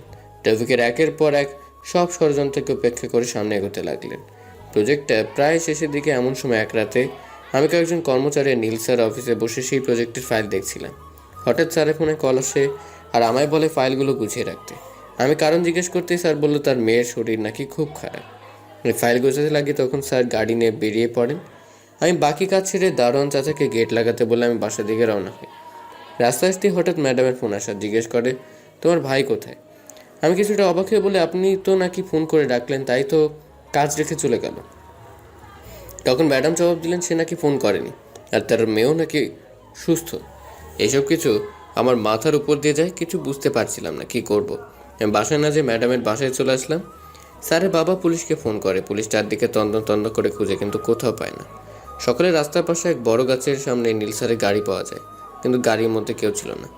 চারদিকে কান্নার টোল পড়ে যায়। সবার ধারণা নীল মারা গেছে, কিন্তু আমার মনে একটু খুঁতখুঁতি থেকেই গেল। পুলিশ গাড়িটা সার্চ করে দেখলো গাড়ির ব্রেক ফেল। রাস্তার পাশে নদী ছিল আর গাড়ির কাছে রক্ত পড়তে পড়তে নদী পর্যন্ত গেছে। পুলিশ অনেকগুলো ডুবুরিকে নিয়ে এসে নদীতে খুঁজতে লাগিয়ে দেয়, কিন্তু কোথাও পাওয়া যায় না। এরপর থেকে আজ পর্যন্ত 15 দিন হলো নীল স্যারের কোনো খোঁজ পাওয়া যায়নি। উপর থেকে অর্ডার দিছে 1 মাসের মধ্যে নীলকে খুঁজে না পেলে এই প্রজেক্ট ফেরত নেওয়া হবে। আর একবারই প্রজেক্ট রফিকের হাতে গেলে শহরের অনেক মানুষের ক্ষতি হবে। কেন? কারণ এটা যেমন তেমন প্রজেক্ট নয়, এতে অনেকের ক্ষতি হওয়ার সম্ভাবনা আছে। আর রফিক তো এমনিতেই মানুষকে জানোয়ারের মতো মারে। প্লিজ শাকিল, তুমি শুধু একবার চলো আমার সাথে। না, আমি এসবের মধ্যে নাই। আমি একটা সাধারণ ছেলে, সাধারণই থাকতে চাই। দয়া করো শাকিল, তুমি যদি নীল হও তাহলে তার বাবা মা তাদের আদরের ছেলেকে পাবে, আর তার মেয়ে পাবে তার বাবাকে। কিন্তু এসব তো পাপ, অন্যের সাথে এমন অভিনয় করা পাপ। তাছাড়া উপায় নেই। আমার মন বলছে নীল স্যার এখনো বেঁচে আছে, ওকে আমাদের খুঁজে বের করতে হবে। আমি যেমন আছি তেমনই ভালো, তুমি চলে যাও। প্লিজ শাকিল, ওর পরিবারকে বাঁচাও। পরিবারের কি হয়েছে? নীল স্যার হারানোর পর থেকে একের পর এক আক্রমণ হচ্ছে স্যারের পরিবারে। বিভিন্ন অপরাধী করছে আর তাদের উপর হামলা হচ্ছে। জানি না কি হচ্ছে। আমি এখানে একটা কাজে এসেছি। এখন আপনায় হাত জোর করে বলছি, আমায় জোর করবেন না। আমি আমার বোনকে নিয়ে এভাবেই বাঁচতে চাই। তুমি কি চাও না তোমার বোন বড় স্কুলে পড়ুক? হ্যাঁ চাই, কিন্তু অন্যের জন্য আমার বোনকে হারাতে পারবো না। তোমার নাম উজ্জ্বল করুক। তোমার বোনের কিচ্ছু হবে না। তোমার বোনকে আমি আমার কাছে রাখবো। কেন বুঝতে চাচ্ছেন না? আমি একটা সাধারণ ছেলে, আমি এসবের মধ্যে জড়াতে চাই না। সাধারণ থেকে অসাধারণ হওয়ার সময় এসে গেছে। আমি চাই না। প্লিজ তুমি নীল স্যারের কাজটাকে সম্পূর্ণ করে দাও আর ওর পরিবারকে বাঁচাও। শাকিলা শ্রাবণীর কথা শুনে রানী উঠে পড়ে। রানী শুয়ে থেকে তাদের কথা বোঝার চেষ্টা করে, কিছুটা বুঝতে পারছে। তখন রানী শাকিলের হাত ধরল। শাকিলের হাত ধরে হাতের দিকে তাকিয়ে দেখে রানী তুই? এটা কে ভাইয়া? এ হচ্ছে। শাকিল বলতে যাবে এমন সময় শ্রাবণী বলল, আমি তোমার ভাইয়ার বন্ধু। আমি শুনলাম এই আপু নাকি তোমার কাছে সাহায্য চাচ্ছে। হ্যাঁ ভাইয়া, অন্যকে সাহায্য করা ভালো। শুনেন, আমি এখন যাব, কিন্তু পরে যখন জানতে পারবে যে আমি তাদের নীল নই, এতদিন আমি অভিনয় করছি, তখন কি হবে ওদের একটু ভেবেছেন? তখন সেটা দেখা যাবে। এখন চলো, তখন করার চেয়ে এখন বেশি ভাববার বিষয়। কিন্তু শাকিল যতবারই না বলে শ্রাবণী ততই জেদ করে। অবশেষে রানীর মুখের দিকে তাকিয়ে শাকিল রাজি হলো, কিন্তু একটা কথা শাকিলের মাথায় ঢুকছে না। একটা কাজ সম্পূর্ণ করার জন্য এত জেদ করছে কেন? আবার ভাবলো ও তো আর পড়ালেখা জানে না, সেজন্য এসবের কিচ্ছু বুঝেও না। একথা ভেবে সে চুপ করে রইল। তবুও মনের খুঁতখুঁতিটা থেকেই গেল। অবশেষে রানী আর শাকিল শ্রাবণীর সাথে যাবার জন্য রেডি হলো। শ্রাবণী ফোন করে গাড়ি আনতে বলল। কিছুক্ষণের মধ্যে গাড়ি এসে হাজির হলো। শাকিল আর রানী উঠে পড়লো। ড্রাইভার গাড়ি ছেড়ে দিল। গাড়ি তার নিজ গতিতে চলতে লাগলো। কিছুক্ষণের মধ্যে তারা তাদের গন্তব্যে পৌঁছে গেল। শ্রাবণী তাদের নিয়ে একটা বড় বাসায় ঢুকলো। তার আগে শ্রাবণী ফোনে কথা বলল, আর সেটা শুনতে পেল শাকিল। শ্রাবণী ফোনে বলছিল, স্যার পেয়ে গেছি, এখন আর আমাদের কেউ আটকাতে পারবে না। মূর্খ হলেও শাকিল কিছুটা হলেও বুঝে। শাকিল, সরি নীল, এখন থেকে তুমি নীল। কি ভাবছো? কিচ্ছু না। আসো। শাকিল শ্রাবণীর সাথে ভেতরে চলে গেল। এত বড় বাড়ি শাকিল কোনোদিন দেখেনি। সে এক বিশাল বাড়ি। নীল, তোমরা ওই রুমে গিয়ে দেখো, অনেকগুলো ড্রেস আছে, সেখান থেকে একটা ড্রেস পরে নাও। আচ্ছা। শাকিল রানীকে নিয়ে শ্রাবণী দেখানোর রুমে চলে গেল। সেখানে আলমারিতে অনেক জামা কাপড় দেখলো শাকিল। এত দামি কাপড় চোপড় দেখে অবাক হলো, আর সাথে একটু খুশিও হলো। খুশি হলে কী হবে, মনের মধ্যে সন্দেহের জাল যে বেড়েই চলেছে। অবশেষে শাকিল আর রানী তাদের ড্রেস পাল্টে নিল। সুন্দর সুন্দর জামা পরে রানী খুব খুশি। আর এদিকে শাকিল চিন্তায় পড়ে গেল তাদের কোথায় নিয়ে আসলো। ছোটবেলায় শাকিল শুনেছে শহরের মানুষ নাকি মানুষ বিক্রি করে। এটা ভেবে আরও ভয় পেল, ভাবলো হয়তো আমাদেরও বিক্রি করার জন্য আনছে। তবুও বুকে সাহস রাখল। আর শ্রাবণী তার কাজ শেষ করে শাকিলের কাছে আসলো। শাকিল ভয় পেয়ে রানীর কাছে গিয়ে রানীকে শক্ত করে ধরল। আরে ভয় পাচ্ছ কেন? আমি তোমাদের কি করব? তুমি আমাদের বিক্রি করার জন্য নিয়ে আসছো, তাই না? হ্যাঁ, এতক্ষণে তো বুঝতে পারলেন মিস্টার শাকিল। শ্রাবণীর কথা শুনে শাকিল অনেক ঘাবড়ে গেল। চোখে মুখে ভয়ের প্রতিচ্ছবি দেখা দিল। আমরা কি করেছি তাই আমাদের এত বড় ক্ষতি করছো? শ্রাবণীর এমন অবাক করা হাসি দেখে শাকিল আরও ভয় পেল। হাসছো কেন? পাগলা, বিক্রি করার হলে কত মানুষ ছিল, তুমি এত কষ্ট করে রাজি করাতে কেন যাব? জানি না। বিক্রি করবো না, মিথ্যে বললাম। চলো আমার সাথে। কোথায়? তোমার বোনকে স্কুলে রাখতে। কিন্তু ওখানে আরো অনেক ছেলে মেয়ে আছে, ভেবো না যে আমি তোমার বোনকে বিক্রি করছি। শ্রাবণীর কথা শাকিল বিশ্বাস করতে পারছে না, কিন্তু এখন উপায়ও নেই। রাজি যখন হয়ে গেছি তখন এসব বিশ্বাস করতেই হবে। শাকিল মনে মনে এসব ভাবছিল, তখন শ্রাবণী বলল, কি ভাবছো? চলো। আচ্ছা চলো। তারপর শাকিল, রানী আর শ্রাবণী গাড়িতে উঠে রওনা হলো। যেতে যেতে এক বিশাল স্কুলের সামনে গাড়ি থামলো। শাকিল, তোমায় এখানেই থাকতে হবে, নয়তো সবাই তোমায় চিনে ফেলবে। কিন্তু আমি না গেলে? আমি সব সামলে নেব, বিশ্বাস রাখো। শাকিলের এক মন বিশ্বাস করতে বলছে, কিন্তু আরেক মন নিষেধ করছে। কি করবে বুঝতে পারছে না শাকিল। শ্রাবণী কিছু না বলে রানীকে নিয়ে চলে গেল। শ্রাবণী রানীকে নিয়ে ভেতরে গেল। স্কুলের ভেতরে অনেক ছেলেমেয়ে খেলা করছে, তাদের সাথে অনেক মাস্টারও আছে। এটা দেখে শাকিল একটু ভরসা পেল। শ্রাবণী সোজা হেড স্যারের কাছে গেল, সালাম দিয়ে অফিসের ভেতর গেল। হ্যাঁ বলুন, কি সাহায্য করতে পারি? আসলে এই মেয়ের নাম রানী, একে এখানে ভর্তি করাতে চাই। হ্যাঁ, বাবার নাম বলুন। বাবার নাম শাকিল খান। আর মায়ের নাম? মায়ের নাম? শ্রাবণী কি বলবে বুঝে উঠতে পারলো না। শাকিল তো বিয়ে করেনি, আর রানীর বাবা মায়ের নামও জানা নেই। ঠিক তখনই রানী শ্রাবণীকে নাম ধরে ডাকছে, আর এটা শুনে হেড স্যার নামটা লিখে দিছে। হেড স্যার ভাবছে রানী ওর মায়ের নাম বলছে, কিন্তু রানী তো শ্রাবণীকে ডাকছে। এটা শুনে শ্রাবণী একটু অবাক হলো, কিন্তু কিছু বলল না। কিছু বললে অনেক প্রশ্ন আসবে, ও চায় না এত প্রশ্নের সম্মুখীন হতেও। Head sir registration paper ready করে শ্রাবণীকে স্বাক্ষর করতে বলে হেড স্যার বলে, বাবা কই? ওনারও তো স্বাক্ষর নিতে হবে। আসলে ওর বাবা অফিসে গেছে, ওখান থেকে আসলে আমি নিয়ে আসবো। ঠিক আছে। রানী মামুনি, তুমি যে ওদের সাথে খেলা করো, ওখানে আরও ছেলে মেয়ে আছে, সাথে স্যারেরাও আছে। রানীর কথা শুনে শ্রাবণীর দিকে তাকায়। শ্রাবণী রানীকে নিয়ে বাইরে আসে। বাইরে এসে রানীর কপালে চুমু দিয়ে বলে, যা আম্মু, খেলা করো, আমি প্রতিদিন তোমায় দেখতে আসবো। আচ্ছা। রানী চলে যায় খেলতে। রানী মাঠে আসতেই শাকিল গাড়ির ভেতর থেকে রানীকে দেখতে পায়। রানী অনেক বন্ধু পেয়ে তাদের সাথে খেলায় যোগ দিল। শ্রাবণী সোজা এসে গাড়িতে উঠে পড়ল। ধন্যবাদ। কেন? এমনিতেই। তুমি এখনো বিশ্বাস করতে পারোনি, তাই না? আচ্ছা চলো, ড্রাইভার গাড়ি নিয়ে নীল স্যারের বাসায় চলো। Okay madam. তারপর তারা নীলের বাসায় রওনা দিল। কিছুক্ষণের মধ্যে নীলের বাসায় চলে এলো। শাকিল চোখ তুলে দেখে হিয়া বড় এক বাড়ি। বাড়ি নয় তো, একদম রাজমহল, চারদিকে সুন্দর করে সাজানো। এটাই নীল স্যারের বাসা। ও, কিন্তু তোমায় ভেতরে কেমনে নিয়ে যায়? তোমায় দেখলে সবাই তো নীল মনে করবে। আমি যাব ভিতরে। শ্রাবণী ভাবতে ভাবতে একটা বুদ্ধি পেল। গাড়িতে ড্রাইভারের একটা ড্রেস ছিল, চায়নার হিরোরা যেমন মাথায় টুপি দেওয়া কাপড় পরে না, ঠিক তেমন।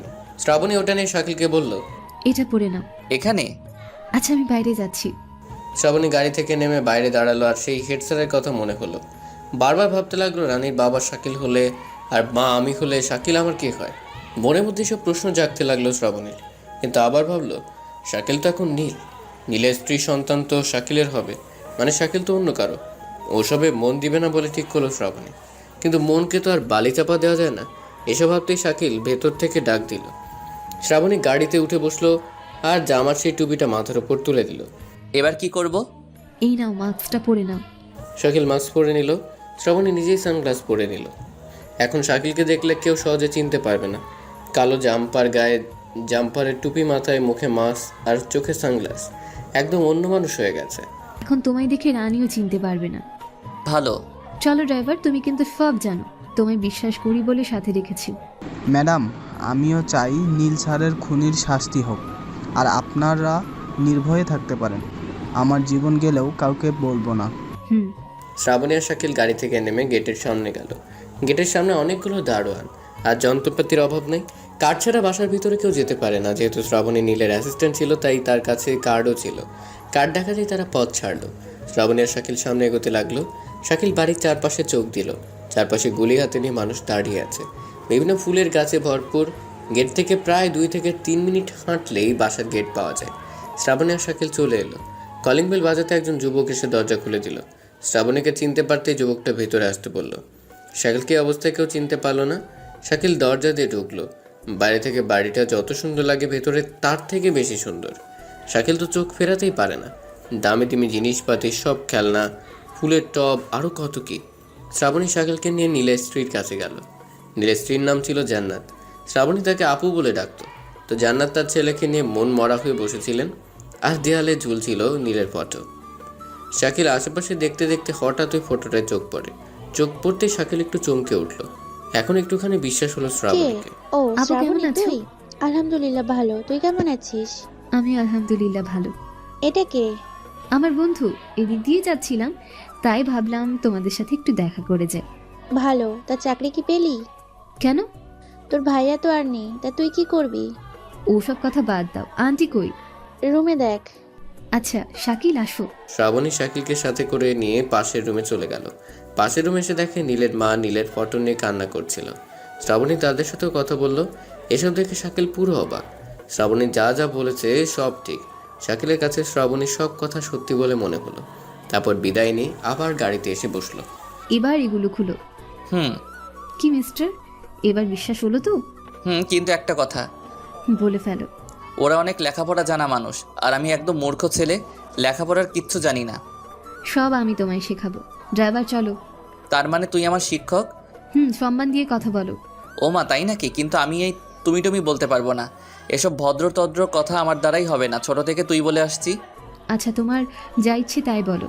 শাকিল আর শ্রাবণী মজা করতে করতে বাসায় এলো। দিন পেরিয়ে সন্ধ্যা বেয়ে আসলো। মাগরিবের আজান দিতেই শ্রাবণী নামাজ পড়ল। তারপর শাকিল নিয়ে পড়তে বসলো। ড্রাইভারকে দিয়ে একটা বই আনিয়েছে, সেটাতেই শাকিলকে পড়াতে শুরু করলো। শাকিলকে নিয়ে টেবিলে বসতে চাইলো, কিন্তু শাকিল বসবে না, কারণ ছোট থেকে সে মাটিতে বসে। আজ হঠাৎ করে কি করে চেয়ার টেবিলে বসবে? শাকিলের কথা অনুযায়ী শ্রাবণীও নিচে বসলো। শাকিল, তুমি কি কি পারো? আমি কিচ্ছু পারি না, শুধু 1-2 পারি। শ্রাবণী এবার শাকিলকে 1-2 বলতে বললো। শাকিল উলটপালট করে 1-2 বলল। এটা শুনে শ্রাবণী হাসতে লাগলো। এত বড় গর্ধব 1-2 পারে না। শাকিল এই কথা শুনে শ্রাবণীর দিকে করুণার দৃষ্টিতে চেয়ে রইল। শ্রাবণী এটা দেখে অনেক মায়া হলো। কেন জানি শ্রাবণীর বুকের ভেতর ধরফর শুরু করলো। সরি, আর বলবো না। তবুও এভাবে তাকিও না। আমি শুনেছি মাস্টারের পড়া পারার জন্য নাকি কত অপমান করে, আর তুই থুক্কু, তুমি তো এইটুকু করলা। আমার দ্বারাই এই তুমি হবে না রে। আচ্ছা, তোকে তুমি বলতে হবে না, আমিও তোকে তুই করেই বলবো, ওকে? কিন্তু মাস্টারকে তো কি? ধ্যাত মনে আসছে না। আমি বললাম তো, আমায় অত সম্মান দিতে হবে না। আমি আর তুই বন্ধু, ওকে? আচ্ছা নে এবার পড়। শ্রাবণী বই বের করে শাকিলের সামনে দিল। শাকিল ছোট বাচ্চার মতো এক লোক বইয়ের উপর দিল। এটা দেখে শ্রাবণীর হাসি পেলেও তা লুকিয়ে রাখলো। 10টা পর্যন্ত শাকিলকে ক খ শিখালো। শাকিল আর জেগে থাকতে পারছে না, চোখে ঘুম একদম উঠে পড়ে লেগেছে। কিছুতেই তাকিয়ে থাকতে পারে না। শোন, আমি আর তাকিয়ে থাকতে পারছি না, নিন আসছে। আচ্ছা, আজকে আর পড়তে হবে না, চল খেয়ে দিয়ে ঘুমাবি। ছুটি চুপ, তুই কি ছোট বাচ্চা যে এভাবে ছুটি করে চিল্লাস? আর করবো না। যা। তারপর শ্রাবণী শাকিলকে নিচে নিয়ে এসে রান্নাঘর থেকে খাবার নিয়ে এসে শাকিলকে খাবার দিল। কিন্তু শাকিল কিছুতেই উপরে বসে খাবে না। তাই শ্রাবণী আর জেদ না করে শাকিলের সাথে নিচে বসে খেতে লাগলো। খেতে লেগে শাকিলের রানীর কথা মনে হলো। অন্যদিনে রানীকে আগে খাইয়ে তারপর শাকিল খেত, কিন্তু আজ রানী শাকিলের থেকে অনেক দূরে। ওর জন্য একটু মন খারাপ হলো শাকিলের। কিরে, কি হলো? খাচ্ছিস না কেন? কিছু না। রানীর কথা মনে হচ্ছে, তাই না? ও আমার সাথে বসে খেত, একটু খাবার নিয়ে দুইজন খেতাম। জানি না রানী খাচ্ছে নাকি খাচ্ছে না। চিন্তা করিস না, রানী ওখানে অনেক খুশি থাকবে। খাবারের কোনো চিন্তা নেই। কিন্তু ওকে কখনো চোখের আড়াল করিনি। মন খারাপ করিস না, কালকে তো আবার দেখতে পাবি। শাকিল আর কিছু বলল না, চোখের পানি মুছে নিয়ে খেতে লাগলো। শ্রাবণী শাকিলের দিকে কিছুক্ষণ তাকিয়ে থেকে সেও খেতে লাগলো। খাওয়া দাওয়া শেষ করে শাকিলকে বলল, শোন, তুই এখানে ওই রুমটাই শুয়ে পড়িস। তুই? গাধা, একবারই তুই আর আমি থাকলে অনেকে অনেক কিছু বলবে। কিন্তু আমি আর তুই তো বন্ধু, খারাপ কিছু তো করছি না। তুই বুঝবি না, চুপচাপ শুয়ে পড়, সকালে আবার পড়তে বসতে হবে। হুম। তুই যে গাধা বলা যায় না, আবার মাটিতে শুয়ে পড়বি। তো কোথায় শুব? আয় আমার সাথে। শ্রাবণী শাকিলকে নিয়ে গিয়ে একটা রুমে ওকে খাটের উপর শুয়ে দিয়ে শ্রাবণীর বাসায় চলে গেল। শাকিল নীলার কথা ভাবতে ভাবতে ঘুমিয়ে গেল। সকালে উঠে দেখে সূর্য বেরিয়ে গেছে। পাশে হাত দিয়ে দেখে রানীও নাই, রকিও নাই। শাকিল খুব ভয় পেয়ে গেল। একটু পর মনে হলো সে তো আর রেলানের পাশে নেই। কিছুক্ষণ পর শ্রাবণী আসলো আর হাত মুখ ধুতে বলে সে নাস্তা রেডি করলো। তারপর দুজন নাস্তা করে আবার পড়তে বসলো। সকাল 9টা পর্যন্ত পড়লো। এরপর শাকিল রানীর কাছে যেতে চাইলো। শ্রাবণী সেই তখনকার মতো আবার শাকিলকে ওসব ড্রেস পরিয়ে দিল যাতে কেউ চিনতে না পারে। এরপর ড্রাইভার কিনে চলে গেল রানী স্কুলে। ওখানে সে দেখে রানী অন্যদের সাথে খেলতেছে। শাকিল, রানীর সামনে যেও না, ওর মন খারাপ হবে।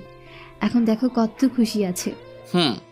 বোনের খুশির কথা ভেবে সামনে গেল না, গাড়ি থেকে দেখে আবার চলে এলো। এভাবে দিন কাটতে লাগলো।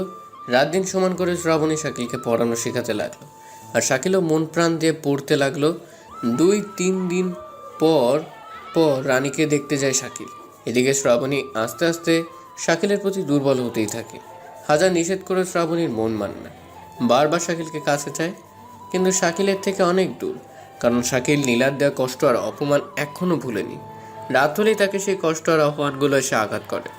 দিন দিন শাকিল আস্তে আস্তে একটু মডার্ন হতে লাগছে।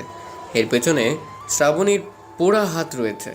শ্রাবণী শাকিলকে সব শেখায়, খাবার থেকে জামা কাপড়, কাগজপত্র, বড় বড় লোকদের সাথে কেমনে কথা বলতে হয়, এসব একদম নীলের স্টাইল অনুসরণ করে। শ্রাবণী নীলের অ্যাসিস্ট্যান্ট থাকায় নীলের সকল স্টাইল সে জানতো। সে কী করতো, কী না করতো, কার সাথে কেমনে কথা বলতো, সব। আর এসব কিছু শ্রাবণী শাকিলকে শেখালো যাতে সবাই বুঝতে পারে এটাই নীল। শাকিল, তুই হাফ নীল হয়ে গেছিস, এখন নীল স্যারের জায়গায় তুই নিতে পারিস। কিন্তু শ্রাবণী কোনো সমস্যা হলে? সমস্যা হলে আমি তো পাশে আছি, আমি সব সময়ই তোর পাশে থাকবো, বুঝলি? এবার প্রথমে নীল স্যারের বাসায় চল। কিন্তু নীলের বউ তো আমায়। এই কথা শুনেই শ্রাবণীর মন খারাপ হয়ে গেল। শাকিলকে অন্য কারোর সাথে সে কি করে দেখবে। কি রে, কি হলো? কই কিছু না তো, চল। চল। শাকিলকে নীলের মতো করে জামা কাপড় পরিয়ে দিল আর নীলের বাসায় ফোন করে বলল নীলকে নিয়ে আসছি। নীল ফেরার কথা শুনে নীলের বাসার সবাই খুব অবাক হলো। সবাই ভাবতে লাগলো এটা কি করে সম্ভব। অপেক্ষা করা ছাড়া তাদের কিচ্ছু করার নেই, তাই সবাই অপেক্ষা করতে লাগলো। এরপর শ্রাবণী আর শাকিল নীলের বাসার উদ্দেশ্যে রওনা হলো আর কিছুক্ষণের মধ্যে এসে হাজির হলো। এই শোন না, কি? আমার না খুব ভয় করছে। আরে ভিতুরাম, কিচ্ছু হবে না, চল না। আচ্ছা তুই যখন বলছিস। তারপর শাকিল আর শ্রাবণী গাড়ি থেকে নামলো। দাঁড়ান শাকিল দেখে অবাক হলো, অবাক হয়ে স্যালুট করলো আর গেট খুলে দিল। ওরা দুজন চলে গেল। প্রথমে ঢুকতেই নীলের মায়ের সাথে দেখা। ভেতরে আসতেই দেখলো সবাই ড্রয়িং রুমে বসে আছে। শাকিলকে দেখে একদম সেই শখ খেলো। সবাই শাকিলকে নীল মনে করলো। সবাই একসাথে প্রশ্ন ছুড়ে মারলো শাকিলের দিকে। বাবা নীল, তুই? হ্যাঁ। এই প্রথম কোনো মা শাকিলের শরীরে হাত দিল, মায়ের মমতা দিল, মিষ্টি মতো ডাক শোনালো। নীলের মায়ের স্পর্শ পেয়ে শাকিলের যেন মনে হলো শাকিল তার হারানো মাকে ফিরে পেল। আর থামতে না পেরে বলে দিল, মা। হ্যাঁ বাবা, তুই এতদিন কোথায় ছিলি? আন্টি, নীল এতদিন শহরের বাইরে ছিল। হ্যাঁ মা, আমার অ্যাক্সিডেন্ট হওয়ার পর আমি নদীতে পড়ে যাই আর সেখান থেকে এক জেলের বাসার সামনে চলে যাই। জেলে আমার বাসায় তুলে হাতে পায়ে তেল দিয়ে ডাক্তার ডাকে। পর আমি টানা 6 দিন অজ্ঞান হয়ে থাকি। জ্ঞান ফেরার পর জেলেরা আমায় আস্তে আস্তে সুস্থ করে তোলে। কিন্তু পুলিশ তো বলছিল তারা নাকি তোর লাশ পেয়েছে। এটা কি করে সম্ভব? জীবিত মানুষের লাশ কোথায় পাবে? ওটা হয়তো অন্য কারো। তুই ফিরে এসেছিস, এটাই আমার কাছে অনেক। নীলের মা শাকিলকে বসালো। অনেকদিন পর ছেলে ফিরেছে, আদর সোহাগে ভরে দিল। হাজার হলো সন্তান বলে কথা, কিন্তু শাকিল খেয়াল করলো নীলের স্ত্রী নীলের কাছে আসে না। দূর থেকে কেমন করুণা দৃষ্টিতে তাকিয়ে আছে। শাকিল তো পড়লো মহা বিপদে। শাকিল এবার শ্রাবণীর দিকে তাকালো। শ্রাবণী ইশারায় ওর দিকে তাকাতে মানা করলো। নীলের মা শাকিলকে খেতে দিল। দূরে দাঁড়িয়ে আছে নীলের স্ত্রী আর এক ছোট্ট ছেলে। কিন্তু মুশকিল হলো, নীলের ছেলের নাম শোনা হয়নি শাকিলের। এবার কি হবে? এবার তো পাক্কা ধরা খাবে। শাকিল এদিক ওদিক তাকিয়ে এক জায়গায় দেখতে পেল লেখা আছে জিহাদ। শাকিলের বুঝতে আর বাকি রইল না যে নীলের ছেলের নাম জিহাদ। জিহাদ শাকিলের কাছে আসতে যাচ্ছে, কিন্তু ওর মা ধরে আছে।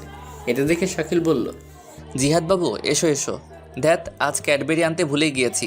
সরি বাবা, এই যে কান ধরলাম আর ভুলবো না। এ কথা শুনে জিহাদ একটু মুচকি হাসি দিয়ে সব বাধা পেরিয়ে চলে গেল। কিন্তু নীলের স্ত্রীর মনের মধ্যে সন্দেহ এসে বাসা বাঁধল। জান্নাত কিছুতেই সেটা পার করতে পারছে না। মনের মধ্যে কিছু একটা বাধা দিচ্ছে। নীলের মা শাকিলের জন্য খাবার এনে দিল। শাকিল পেট পুড়ে খেল। শাকিলের যেন মনে হলো ওর মায়ের হাতে রান্না খাচ্ছে। কোনোদিন তো মায়ের হাতে রান্না খায়নি, তাই জানেও না। তবে নীলের মাকে শাকিলের মনে ধরলো, নিজের মায়ের জায়গাটা দিল। অনেকক্ষণ বসে থেকে গল্প করলো। এবার জান্নাত শাকিলকে ডাকলো। শাকিল ভয়ে ভয়ে জান্নাতের কাছে আসলো। আর এদিকে শ্রাবণী বেলুনের মতো ফুলছে। এটা সে মানতেই পারছে না। শাকিল রুমে ঢুকতে জান্নাত এসে দরজা লাগিয়ে দিল। এটা দেখে তো শাকিল আরও শেষ। কী করবে বুঝে উঠতে পারলো না। তুই কি সত্যিই নীল? জান্নাতের মুখে এমন অবাক করার কথা শুনে শাকিল অবাক হলো। তাহলে কি জান্নাত সব জেনে গেছে? তাহলে তো আমার রক্ষে নেই। বয়সের সাথে সাথে এসব চিন্তা ভাবনা মাথায় ভিড় জমালো শাকিলের। কি হলো? তোর কি মনে হয়? এই, তুমি কি সব ভাষা বলছো? আগে তো এসব একদম বলতে না। না মানে আসলে জেলেদের ভাষায় তুই তোকার, ওখান থেকে আমিও শিখে গেছি। ও, আমার মনে হলো তুমি আত্মা টাত্মা নও তো। কি আমি আত্মা, তাই না? আচ্ছা আমি গেলাম, তুমি থাকো। একদম আগের মতোই রাগিয়ে আছো। জান্নাতের কথা শুনে শাকিল আবার অবাক হলো। শাকিল জানতোই না যে নীল রাগে ছিল। তুমি জানো, যেদিন পুলিশ বলেছে তুমি আর নেই, সেদিন আমি অনেক অনেক কেঁদেছি। তোমার কাছে চলে যেতেও চেয়েছিলাম। কি বলছো? জান্নাত, আমার কাজ আছে, পরে কথা হবে। তোমার কাজ আর কাজ? ধ্যাৎ। শাকিল কোনো রকম বাহানা দিয়ে সেখান থেকে চলে আসে। নীলের মাকেও কোনো না কোনো বাহানা দিয়ে শ্রাবণীকে নিয়ে চলে এলো। শাকিল শ্রাবণীর হাত ধরে টেনে এনে গাড়িতে বসলো। কি করছিস? কেউ দেখলে কি বলবে? তাতে আমার কিচ্ছু যায় আসে না। পাগল হলি নাকি? আমি এটা পারবো না। এমন করে মানুষের ইমোশনাল নিয়ে খেলতে পারবো না। আমার দ্বারা এটা হবে না। কি বলছিস এসব? হ্যাঁ ঠিকই বলছি। তুই কেন এমন একটা জঘন্য কাজ করতে চাচ্ছিস একটু বলবি? আমি শুধু এই পরিবারকে বাঁচাতে চাই। কি জন্যে? নীল স্যারের যত প্রজেক্ট, যত সম্পদ, যত টাকা সব এখন ওই রাফিক হাতাতে চাই। কিন্তু আমার জানা মতে নীলের সম্পত্তি তো তার স্ত্রী সন্তান পাবে। সব আইনের খেলা। নীল স্যার যখন অবিবাহিত ছিলেন তখন একটা প্রজেক্ট আসে, আর সেটাও ছিল অনেক বড় মাপের। তখন স্বাক্ষর করতে হয় যে নীল স্যার এই অবস্থায় মারা গেলে তার সকল জায়গা, জমি, টাকা পয়সা সব সরকারের নামে হবে। এটা ছিল রফিকের চালাকি করে তাকে স্বাক্ষর করে নেয় তাতে। আর বিয়ের পর নীল স্যার যেদিকে কোনো খেয়াল দেননি। এখন স্যার মারা যাওয়ার পর রফিক চৌধুরী সেটাকে প্রধান অস্ত্র হিসেবে ব্যবহার করছে। এটা তো অন্যায়। আইন তো এটাকে মানবে না। আইন? শাকিল, এখানকার আইন সবার পকেটে থাকে। যা যত টাকা তার কাছে তত আইন। কিন্তু আমি কি করতে পারি? তুমি যে নীল হয়ে বাসা থেকে ঘুরে আসলে, এটা মিডিয়া জানবে, আর সাথে রফিক চৌধুরীও জানবে। এটাই হবে আমার অস্ত্র। আমার এসব কিছু ঠিক মনে হচ্ছে না। একটা পরিবারের সাথে এমন মিথ্যে অভিনয়, তাদের ইমোশনাল নিয়ে খেলা ঠিক নয়। আমি পারবো না। তুই শুধু তাদের ইমোশনাল দেখলি, তাদের জীবন যে বিপদে পড়ে আছে এটা দেখলি না। ওই রফিক এতদিন ধরে নীল স্যারের প্রতি রাগ পুষে রেখেছে। এখন কি এত সহজেই তার পরিবারকে ছেড়ে দেবে? আমরা অন্য রাস্তায় ব্যাক করব। হবে না, কোনো রাস্তা নেই। আমি সব দিকে চেষ্টা করেছি, আর তুই এখন নীল প্রমাণ হয়ে গেছিস। যখন তারা জানতে পারবে যে তাদের সাথে এমন অভিনয় করা হয়েছে, তখন তাদের কতটা কষ্ট হবে ভেবেছিস? তখন কষ্ট নয়, আমাদের প্রতি ঘৃণা হবে। তাই আমি আর তুই ওদের থেকে অনেক দূরে চলে যাব। অন্তত তারা তো সেফ থাকবে। তুই নীলের জন্য কেন এত কিছু করছিস? জীবনে প্রথম কাউকে ভাইয়া বলে ডাকতে পেরেছি। আমার কোনো ভাই ছিল না। আমি জন্ম হওয়ার পর আমার মায়ের একটা অসুখ হয়, আর ডাক্তার বলে আম্মু আর সন্তান নিতে পারবে না, নিতে চেষ্টা করলে মারা যেতে পারে। এই ভয় আর সন্তান নিইনি। ভাই বাবার খুব ইচ্ছে আমার ছোট থেকে। একটা ভাই থাকলে তাকে ভালোবাসতাম, খেলতাম। কিন্তু বড় হয়ে কারণ জানতে পারি। একদিন রাস্তা দিয়ে যাচ্ছিলাম, হঠাৎ কয়েকটা লোক আমায় ঘিরে ধরে। তখন আমি ক্লাস 10-এ পড়ি। আমি ভয়ে একদম কান্না শুরু করে দেই। সেই দিক দিয়ে নীল স্যার যাচ্ছিল। আমার এই অবস্থা দেখে গাড়ি থেকে নেমে আমায় সেই লোকগুলোর হাত থেকে বাঁচায় আর বলে, বোন তোর আর কিচ্ছু হবে না, আমি আছি। সেদিন আমি খুব খুশি হই। নীল স্যার আমায় আমার বাসায় নিয়ে গিয়ে নামিয়ে দিয়ে আসেন। তারপর প্রায় আমাদের বাসায় যেত। একদিন আমি জানতে পারি স্যারেরও নাকি বোন নেই, তাই আমি ভাইয়া বলে ডাকি। নীল স্যার আমায় বোন বলে মাথায় হাত বুলিয়ে দেয়। আস্তে আস্তে ভাই বোনের সম্পর্ক বেড়ে যায়। আমাদের নিয়ে আসতে চাইছিল নীল স্যারের বাসায়, কিন্তু আমি রাজি হইনি। আমি বলি, আজ থেকে 3 বছর পর আমি তোমাদের বাসায় যাব একেবারে। ভাইয়াও রাজি হয়। এসএসসি পাশ করতে আমায় চাকরি দেয় ভাইয়ার অ্যাসিস্ট্যান্ট হিসেবে। আমি স্যার বলেই ডাকতাম। অবশ্য এটার জন্য অনেক বকাও খেয়েছি। কেন? ভাইয়া বলে ডাকতে বলতো, কিন্তু আমি অফিসে স্যার বলতাম আর বাইরে ভাইয়া। আজ 3 বছর পূর্ণ হতে চলল, কিন্তু সে ভাইয়া আর রইল না। তাই আমি তার পরিবারকে সেফ রাখতে চাই। ড্রাইভার চলো। শ্রাবণীর বলাতে ড্রাইভার গাড়ি স্টার্ট দিল আর গাড়ি তার নিজ গতিতে চলতে লাগলো। শাকিল ভাবনার জগতে হারিয়ে গেল। তার মাথায় একটা কথা ঘুরপাক খাচ্ছে, সে যা করছে এটা কি ঠিক করছে নাকি অন্যায় করছে, এই একটা প্রশ্নের উত্তর খুঁজে পাচ্ছে না শাকিল। শ্রাবণী গাড়ির সিটে হেলান দিয়ে শাকিলের চিন্তা মাখা মুখখানি দেখছে আর মনে মনে হাসছে। গাড়ি কিছু দূর যাওয়ার পর হঠাৎ ব্রেক করলো, যার ফলে শাকিল আর শ্রাবণী দুজনে খুব জোরে চমকে গেল। এত জোরে থামালে কেন? ম্যাডাম, সামনে কয়েকটা লোক হাতে অস্ত্র নিয়ে দাঁড়িয়ে আছে। কি বলছো কি? নিশ্চয়ই ওরা শাকিলের জন্য এসেছে। তাই হবে হয়তো। সামনে তো আর এগোনো যাবে না। শাকিল, তুই একদম গাড়ি থেকে নামবি না। এতে আমার যা কিছু হবে হোক, তুই নামবি না। ও কিন্তু কেন? আরে যা বলছি তাই করবি। কথা বলে শ্রাবণী গাড়ি থেকে নেমে গ্লাস লাগিয়ে দিল। শাকিল কিছু না ভেবে নিচের দিকে মাথা করে বসে রইল। কে তোমরা, আর এভাবে পথ আটকে দাঁড়িয়ে আছো কেন? হ্যালো ম্যাম, কি খবর? শ্রাবণী এক পা করে ওই লোকের কাছে গেল। শ্রাবণী তাকেই তো ভয় পেয়ে গেল। রাসেল কেন এখানে? রাসেল মানে রফিক চৌধুরীর চেলা, যে মাঝে মধ্যে শ্রাবণীকে নোংরা নোংরা কথা বলে বিয়ে করতে চায় ইত্যাদি। রাসেল তুই? ঠিক চিনেছিস জানেমান। আমি না বুঝতে পারি না, আমাদের মাঝে এত মিল থাকা সত্ত্বেও তুই কেন আমায় বিয়ে করতে রাজি হোস না? কারণ তুই একটা নোংরা ছেলে। আরে রাখ তোর নোংরা ছেলে।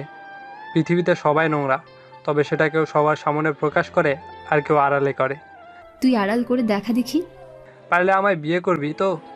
বাজে কথা বাদ দে, আগে বল পথ আটকেছিস কেন? সেটাই ভালো। শুনলাম তুই নাকি তোর নীল ভাইকে বের করছিস, আবার ওর বাসায় নাকি গেছিলি। হ্যাঁ গিয়েছিলাম তো। তোর কি সমস্যা? তোর মাথায় মনে হয় পুরোই গেছে। নীলকে তুই পাবি কোথায়? ও তো কি? ও কি? বল, ও কি? না কিছু না। বল। অনেকক্ষণ হলো শাকিল গাড়িতে একা একা বসে আছে, কিন্তু এখনো শ্রাবণীর আসার কোনো নাম কথাই নেই। মাথা তুলতেই সামনে চোখ পড়ল আর দেখলো শ্রাবণীর হাত ধরে একটা ছেলে টানাটানি করছে, আর তার পাশে বেশ কয়েকজন গুন্ডা দাঁড়িয়ে আছে। এটা দেখে শাকিল আর থাকতে পারলো না।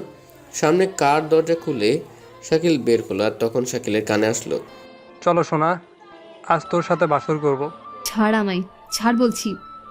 এই তোরা কি দেখছিস? হাত পা বেঁধে গাড়িতে ওঠা। তো কেন? আরে ভাই এত তারা কিসের? গাড়ি তো আমারও আছে। শাকিলের কথা শুনে শ্রাবণী সবাই কিছুটা অবাক হয়ে পেছনে তাকালো। রাসেল তো একদম শক খেলো। নীল এখানে কি করে আসলো? এটা কেমনে সম্ভব? রাসেলের মাথায় এসব প্রশ্ন জাগতে লাগলো। গাড়ি আমারও আছে, শুধু মেয়েটাকে তুলতে হবে, তাহলেই আমার গাড়ি পরিপূর্ণ হবে। এই কে তুই? চিনতে পারছিস না কে এটা? তোরা আগে থেকেই বোকা। আর হ্যাঁ, বিশ্বাস না হলে ওর হাতের একটা ঘুষি দিয়ে দেখতে পারিস। এই নকল নীল, আমি জানি তুই নীল না। আচ্ছা বল তো, প্লাস্টিক সার্জারি করেছিস নাকি মুখোশ? প্লাস্টিক সার্জারি করলে তো নীলের প্রয়োজন হতো, নীল তো তোদের কাছে নাই। আচ্ছা, তুই এতটা কনফার্ম হয়ে কেন বলছিস যেটা নীল নয়? আমরা জানি এটা নীল নয়। নীল তাহলে কোনটা? আমাদের সোনা, তুমি তো ভালোই বুদ্ধিমান। সিআইডিতে চান্স পাওয়ার কথা ছিল। বাজে কথা বন্ধ কর। কিন্তু আমি এতটা বোকা নই। আজ তোকে ছাড়লাম জানু, এরপর ছাড়বো না, তোকে বিয়ে করেই ছাড়বো। একথা বলে রাসেল সহ তার চেলাপেলারা চলে গেল। তোর কোথাও লাগেনি তো? না, গাড়িতে চল। তারপর তারা দুজন গাড়িতে এসে বসলো। গাড়ি আবারও নিজ গতিতে চলতে লাগলো। ওরা কারা? ও একটা মাস্তান, রফিক চৌধুরীর বাম হাত। তা বুঝলাম, কিন্তু তোর সাথে কি সম্পর্ক? না মানে তোকে তো তুই বলেছিল। হ্যাঁ, আজ থেকে কয়েক বছর আগে থেকেও ও আমার পেছনে পড়ে আছে। আমায় নোংরা নোংরা অফার দেয়, খারাপ খারাপ কথা বলে। আমি যখন নীল ভাইয়াকে সব বললাম, তখন নীল ভাইয়া ওকে প্রচুর মারে। তারপর থেকে ও আবার আসে, কিন্তু এবার অফার নয়, সোজা বিয়ের কথা বলে। তো করে নে, কতদিন আর একা থাকবি? মার খাবি। ওর মতো একটা মাস্তানকে আমি কখনো বিয়ে করব না। তো কাকে করবি? তোকে। হ্যাঁ? না, তোরও তো এখন বউ আছে। আচ্ছা বাদ দে, সারা জীবনে আয় বুড়ি থাকবো। আহা, এত হাসিস না, বাসায় এসে গেছি না। কি? শাকিল আর শ্রাবণী হাসতে হাসতে বাসায় গেল। রাত হয়ে গেছে, তাই তারা খেতে বসলো। আমার মাথায় একটা জিনিস কিছুতেই ঢুকছে না। কি সেটা? রাসেল এত জোর দিয়ে কি করে বলছে যে তুই নকল নীল? ও কেমনে জানলো? কেউ হয়তো বলে দিচ্ছে, তাই। ও একটু মাথা খাটা। তুই যে শাকিল নীল নয়, এটা আমি আর তুই ছাড়া কেউ জানে না। রাসেল কেমনে জানলো? তাই তো। ওর কথা শুনে মনে হচ্ছে ও নীলকে দেখেছে, তাই এত জোর দিয়ে বলতে পারছে। তার মানে নীল বেঁচে আছে? হতেও পারে, আবার নাও হতে পারে। কিন্তু কি করে জানবি? সেটাই বুঝতে পারছি না। এসব ভাবতে হঠাৎ শ্রাবণীর ফোন বেজে ওঠে। শ্রাবণ ফোন হাতে নিয়ে একটু সরে যায়। শাকিলের মাথায় সব কিছু যেন ঘুরতেছে, কিছুই বুঝতে পারছে না। একবার ভাবছে সে এসব করবে না, আবার ভাবছে এসবের একটা সমাধান না নিয়ে চলে যাওয়া ঠিক হবে না। শাকিল এখন দুশ্চিন্তায় পড়ে গেল, কি করবে সে? শাকিল, বল। নীল স্যারের নামে যে লাশটা আছে ওটা অ্যাক্সিডেন্টের মরা লাশ নয়, ওটা পানিতে ডুবে মরা লাশ।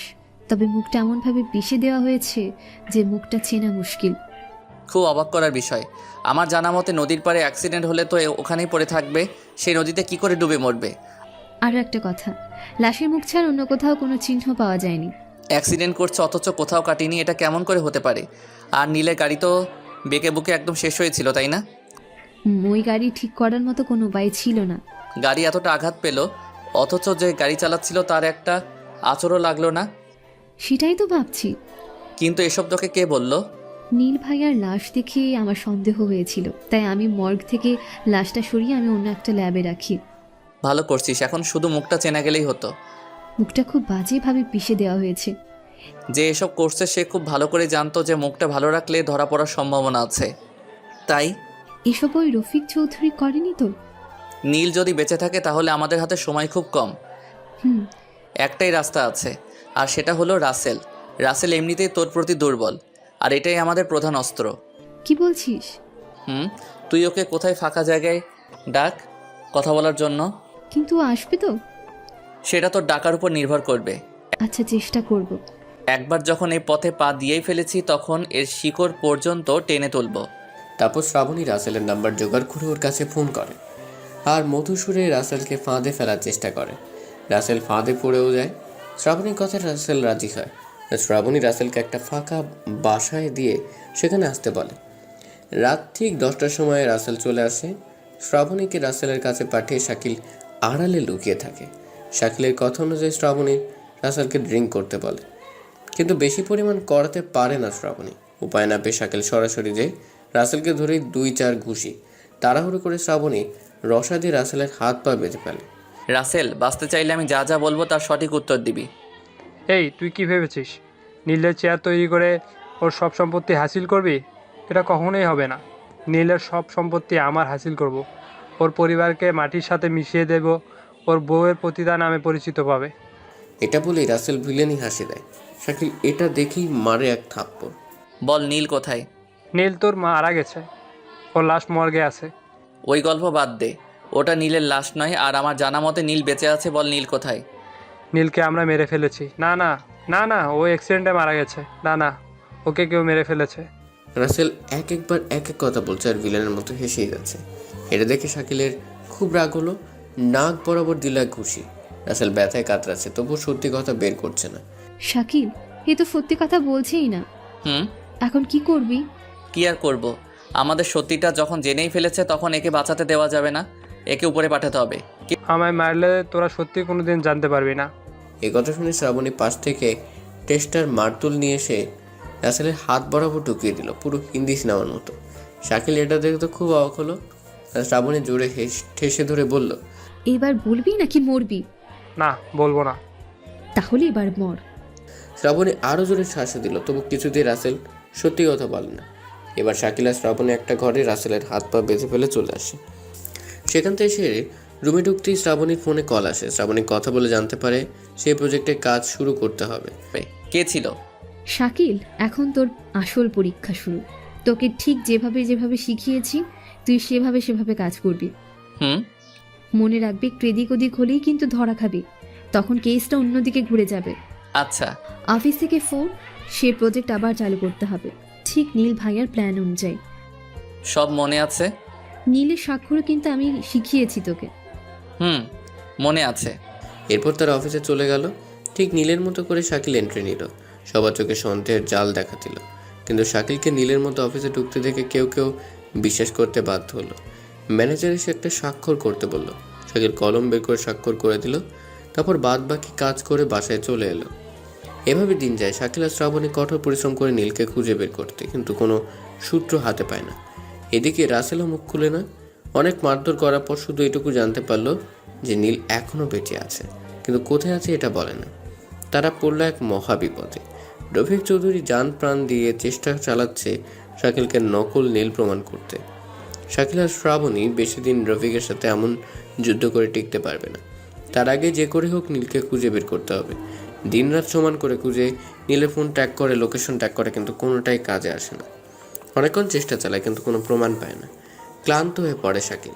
শ্রাবণী নীলের বাসায় যাবার জন্য বলে। শাকিল শ্রাবণীকেও সাথে করে নিতে চায়। এরপর সোজা নীলের বাসায় যায়। নীলের স্ত্রীর সাথে শাকিল বেশ ফ্রি হয়ে যায়, কিন্তু নীলের বউ জান্নাত তার স্বামী ভেবে সম্মান, আদর, ভালোবাসা সব দিতে লাগে।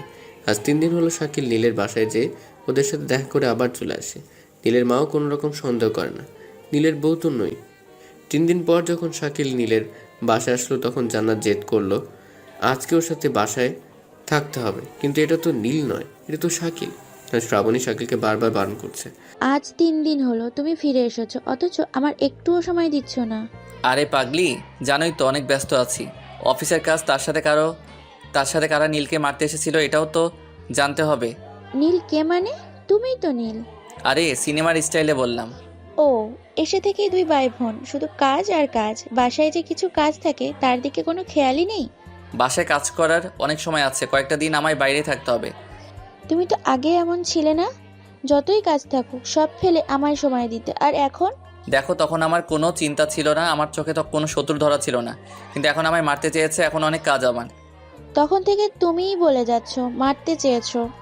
তোমায় কে মেরেছে? তোমায় তো অ্যাক্সিডেন্ট হয়েছিল। সেটাই আমায় জানতে হবে। কিন্তু প্লিজ আর কয়টা দিন, প্লিজ। ওকে ওকে, যাও। বাবুর খেয়াল রেখো ভাই। কোনো রকমকে জান্নাতকে বুঝিয়ে সুঝিয়ে চলে আসে শাকিল, কিন্তু শাকিলের মনে একটা ভয় কুড়ে কুড়ে খাচ্ছিল। যখন জানতে পারবে আমিও নীল নই, আমি শাকিল, তখন কতটা কষ্ট পাবে নীলের মা। শাকিল এমন একটা পরিবার পেয়ে নিজের পরিচয় ভুলে যায়। ভেবে না সেই পরিবারের একজন, এই বাড়ির একজন ছেলে। নীলের মা তারও মা, কিন্তু সেই ভয়টা বারবার তাকে কষ্ট দিচ্ছে। মন খারাপ করে বাসায় আসে। তখন থেকে দেখছি তোর মন খারাপ, কি হয়েছে বলতো? না, কিছু না। আপুর কাছ থেকে আসার পর থেকে দেখছি তোর মন খারাপ। আপু কি কিছু বলেছে? শ্রাবণী, আর কতদিন এভাবে অন্যের মন নিয়ে খেলতে হবে? আমি আর পারছি না। শাকিল, আর বেশি দিন না, শুধু একবার নীল ভাইয়াকে খুঁজে বের করি, তারপর সব ঠিক হয়ে যাবে। আমাকে ওরা মাফ করবে? আমি না ওই পরিবারকে নিজের ভেবে নিয়েছি। জীবনে কোনো দিন মায়ের আদর পাইনি, কিন্তু ওই পরিবারে যে পেয়েছি। নীল ভাইয়াকে পেলে সবাই আমাদের ক্ষমা করে দেবে, তুই একদম চিন্তা করিস না। এভাবে শ্রাবণী শাকিলকে সান্ত্বনা দিয়ে রাতের খাবার বেড়ে দিয়ে শ্রাবণী তার নিজ বাসায় চলে যায়। শাকিল খাওয়া দাওয়া করে রুমে আসে। বালিশে মাথা দিয়ে দিয়ে তার পুরোনো দিনের কথা মনে পড়ে যায়। তার মধ্যে থাকে নীলার কথা মনে হতে শাকিলের চোখ দিয়ে পানি পড়ে যায়। খুব ভালোবাসত তাকে, কিন্তু টোকাই হওয়াতে সে তাকে আর তার ভালোবাসাকে অপমান করে তাড়িয়ে দেয়। নীলার প্রতি একরকম রাগ হয়ে যায় শাকিলের। সে তার কাছে প্রতিশোধ নিতে চায়, তার মন ভাঙার প্রতিশোধ। পরের দিন শ্রাবণীকে শাকিল সব বলে। নীলার সাথে ঘটে যাওয়া সব ঘটনা শ্রাবণীকে বলে। শ্রাবণী সব শোনার পর তার মাথার উপর আকাশ ভেঙে পড়ে। নিজের অজান্তেই শাকিলকে সে ভালোবেসে ফেলে, কিন্তু আজ জানতে পারলো শাকিলের মনে অনেক আগে থেকে একজন ঘর বেঁধে আছে। শ্রাবণী নিজের কষ্টকে আড়াল করে শাকিলকে সান্ত্বনা দেয়। নীলা এটা ঠিক করেনি। ভালোবাসা রং, টাকা পয়সা এসব দেখে হয় না, মন দেখে হয়। আমি তাকে খুব ভালোবাসতাম, জীবন দিয়ে তাকে ভালোবাসতাম, কিন্তু সে আমায় সহ আমার ভালোবাসাকে অপমান করছে। কি করতে যাচ্ছিস তুই? তোর কণ্ঠ এমন হলো কেন? আমি ওর সাথে দেখা করব, ওর মুখে টাকা পয়সা ছুঁড়ে মারবো। যেই টাকার জন্য আমার ভালোবাসাকে অপমান করছে, আজ আমি সেই টাকার উপর থাকি, এটা তাকে দেখাতে চাই। কিন্তু শাকিল, সাবধান, তুই ভুলে যাস না তুই এখন নীল হয়ে আছিস। রাজশাহীতে কেউ ঢাকার নীলকে চিনবে না, তুই চিন্তা করিস না। আমি কি যাব? না, তুই এই দিকটা সামলা। আচ্ছা, তবে কয়েকজন গার্ডকে নিয়ে যা। এরপর শাকিল BMW X1 কারটা নিয়ে রওনা হলো। কয়েক মাস পর সেই চিরচেনা শহরে প্রবেশ করলো। এরপর কি হলো সেটা তো আপনারা জানেন। শাকিল গাড়ি নিয়ে মহল্লায় গেল, সবাই অবাক হয়ে তাকিয়ে রইল। নীলার সাথে কিছুক্ষণ তর্ক হলো। চলুন আমরা বর্তমানে ফিরি। শাকিল গাড়ির সিটের সাথে মাছরা লাগিয়ে দিয়ে এসব ভাবছিল। হঠাৎ কারো ডাকার আওয়াজে শাকিল বাস্তবে ফিরে এলো। চোখ খুলে দেখে শ্রাবণী দাঁড়িয়ে আছে। শাকিল নিজেকে আবিষ্কার করলো ঢাকা শহরে। কিছু সময় লাগলো বুঝে উঠতে যে সে এখন বাসায় এসে পড়ছে। শ্রাবণী শাকিলের এমন ভাব দেখে অবাক হলো, তার চেয়ে বেশি অবাক হলো শাকিলের চোখ দুটো দেখে। শাকিলের চোখ দুটো লাল টমেটোর মতো হয়ে গেছে। নীল স্যার, আপনি ঠিক আছেন তো? সবার সামনে শ্রাবণী শাকিলকে নীল বলে ডাকে। শাকিলের সাথে যে দুজন গেছিল তারা শ্রাবণীর চাচাতো দুই ভাই ছিল। তারাও জানতো, যদিও কিছুটা সময় আগে জেনেছে। Sir, are you okay? Shakil গাড়ির সিটের সাথে মাছরা লাগিয়ে দিয়ে এসব ভাবছিল। হঠাৎ কারো ডাকার আওয়াজে শাকিল বাস্তবে ফিরে এলো। চোখ খুলে দেখে শ্রাবণী দাঁড়িয়ে আছে। শাকিল নিজেকে আবিষ্কার করলো ঢাকা শহরে। কিছু সময় লাগলো বুঝে উঠতে যে সে এখন বাসায় এসে পড়ছে। শ্রাবণী শাকিলের এমন ভাব দেখে অবাক হলো, তার চেয়ে বেশি অবাক হলো শাকিলের চোখ দুটো দেখে। শাকিলের চোখ দুটো লাল টমেটোর মতো হয়ে গেছে। নীল স্যার, আপনি ঠিক আছেন তো? সবার সামনে শ্রাবণী শাকিলকে নীল বলে ডাকে। শাকিলের সাথে যে দুজন গেছিল তারা শ্রাবণীর চাচাতো দুই ভাই ছিল। তারাও জানতো, যদিও কিছুটা সময় আগে জেনেছে। Sir, are you okay? I am okay. ভেতরে চলেন। তারপর শ্রাবণী শাকিলকে ভেতরে নিয়ে এসে বেডরুমে শুয়ে দেয়। আর এদিকে নীলা শাকিলের এমন আচরণ দেখে পাগলের মতো হাঁ করে দাঁড়িয়ে থাকে। তার মধ্যে প্রতিশোধের আগুন জ্বলে ওঠে। আজ পর্যন্ত কেউ এভাবে অপমান করেনি। রাগে গজগজ করতে করতে উপরে চলে আসে। এদের কাহিনী পাশ থেকে রফিক চৌধুরী দেখতে পায়। রফিক চৌধুরী কেন এখানে, এটা পরে জানতে পারবেন। রফিকের মনে প্রশ্ন জাগে, নীলার সাথে কী শত্রুতা? নীলার সাথে কোনো কথা বলবে নকল নীল? রফিক চৌধুরী সেই বাড়িতে আসলো আর নীলাকে ডেকে কথার ছলে বলে দিল, নীলের সাথে তোমার কি সম্পর্ক? না মানে নীলকে তুমি কেমন করেছিল? এই নীলকে? আর কার কথা বলছেন? না আসলে ওর সাথে কথা বলে তো তাই বললাম আর কি। নীল নাম তো প্রথম শুনলাম। আর কার সাথে কথা বললাম? এটা শুনে রফিক চৌধুরীর মনে বিশাল প্রশ্ন ভিড় জমায়। একটু আগে কার সাথে কথা বললে? ও ও নীল হতে যাবে কেন? ওর নাম তো শাকিল। ও একটা টোকাই। হঠাৎ টোকাই থেকে এমন কিভাবে হলো সেটাই বুঝতে পারছি না। তুমি কি শিওর এটা শাকিল? 100% শিওর। ও তো আমায় প্রপোজ করছিল, তখন তো ওর পাশে যাওয়া যেত না। ওয়াক, কি বিশ্রী গন্ধ! আর আজও কিনা আমায় সবার সামনে অপমান করে চলে গেল। রফিক চৌধুরী নীলার কথা শুনে খুব অবাক হলো। পকেট থেকে ফোন বের করে নীলের ছবি দেখালো। এটা তো শাকিল। না, ওর নাম নীল শিকদার, ঢাকা শহরের টপ বিজনেসম্যান। এটা কি করে হতে পারে? কয়েকদিন আগে কার অ্যাক্সিডেন্টে মারা গেছে। এখন এই ছেলেটা এসে বলছে ও নাকি নীল। ও তার মানে নীলের এত সম্পত্তি দেখে লোভ সামলাতে না পেরে এখন নীল শিকদার হয়ে গেছে।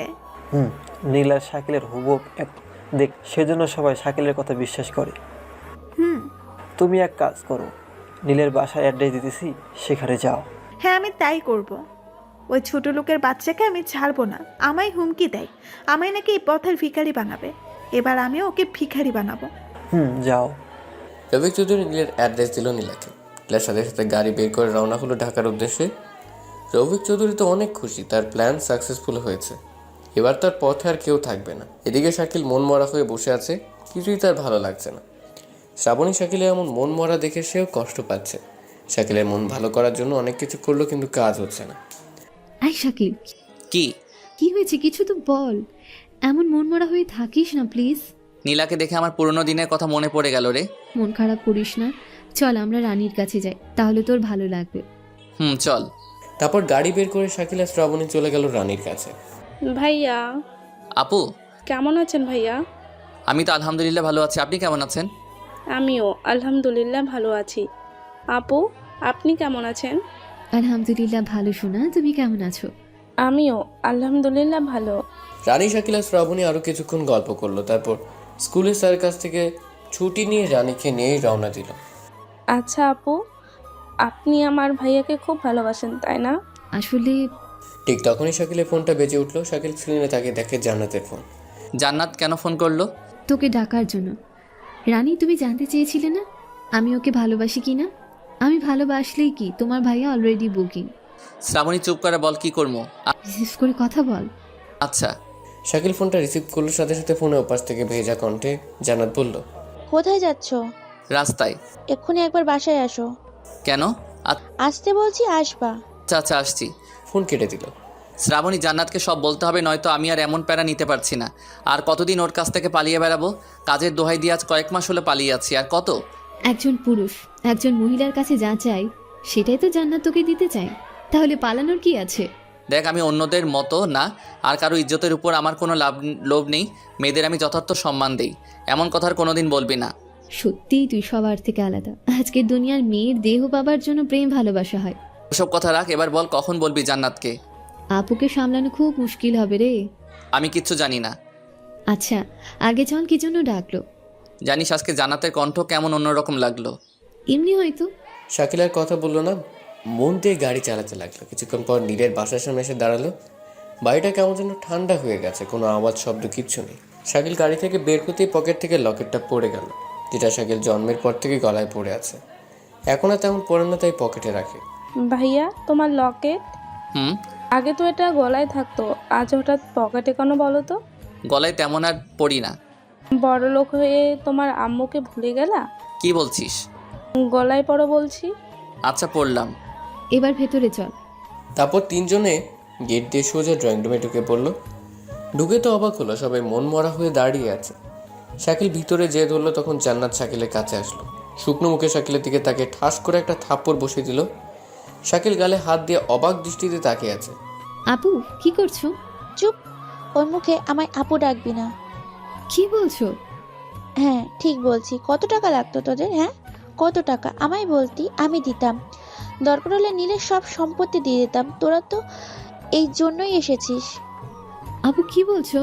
এখন ন্যাকামো করে লাভ নেই। কি হয়েছে? আমি তো কিচ্ছু বুঝতে পারছি না। আর ওকে মারলি কেন? কিচ্ছু জানিস না তাই না? একজন রাস্তার টোকাই এনে আমাদের নীল বানালি, আর আমার সব বিশ্বাস করে নিব, এটাই তো ভেবেছিলি তাই না? টোকাই? এই আমার সামনে দাঁড়িয়ে আছে নকল নীল, শাকিল খান, একজন টোকাই। আর আমাদের এগুলো সম্পত্তির লোভ সামলাতে না পেরে তোরা দুজন এমন জঘন্য কাজে নেমে পড়েছিস। আরে কি বলছো? ওই নীল না, ও নীল নয়। ও যে নীল স্যার নয়, এর প্রমাণ কি আছে? এই দেখ, এই শাকিলের ভাই। যেদিন মরে সেদিন টিভিতে শাকিলের ফটো দেখা গেছে। এই ভিডিও দেখে শ্রাবণী তো একদম পাথর হয়ে গেল। এবার তো সত্যি সত্যি প্রমাণ হয়ে গেল। তোরা মানুষ না, তোরা জানোয়ার। না হলে একজনের দুঃখে ভরা মানুষের সাথে এমন খেলা খেলতি না। শাকিল আর শ্রাবণী চুপ করে দাঁড়িয়ে আছে। এই টোকাই, বল কি জন্য এমন করলি? কত টাকার দরকার বল? ওর কোনো দোষ নেই, আমার বলাতেও করেছে। তোরা তো ভালোই অভিনয় করতে পারিস। বাহ বাহ। লোকে বলে পর কোনোদিন আপন হয় না, আজ এই কথার মানে বুঝলাম। আপু তোমাদের ভালোর জন্যই আমরা এসব করেছি। কি ভালো করবি? স্বামী হারিয়ে আধমরা ছিলাম, ছেলে হারিয়ে এক মা আধা মরা ছিল। তোরা তো আমার পুরোই মেরে দিলি। নীল ভাইয়া বেঁচে আছে। থাক, আর অভিনয় করতে হবে না। এবার অন্তত মরা মানুষটাকে ছেড়ে দে। আপু কি বলছো? ভাইয়া পড়েনি? বিশ্বাস করো। বিশ্বাস তো করেছিলাম, সেই জন্য তো আজ এই অবস্থা। এবার বিশ্বাস করলে না জানি খবরে পৌঁছাতে হয়।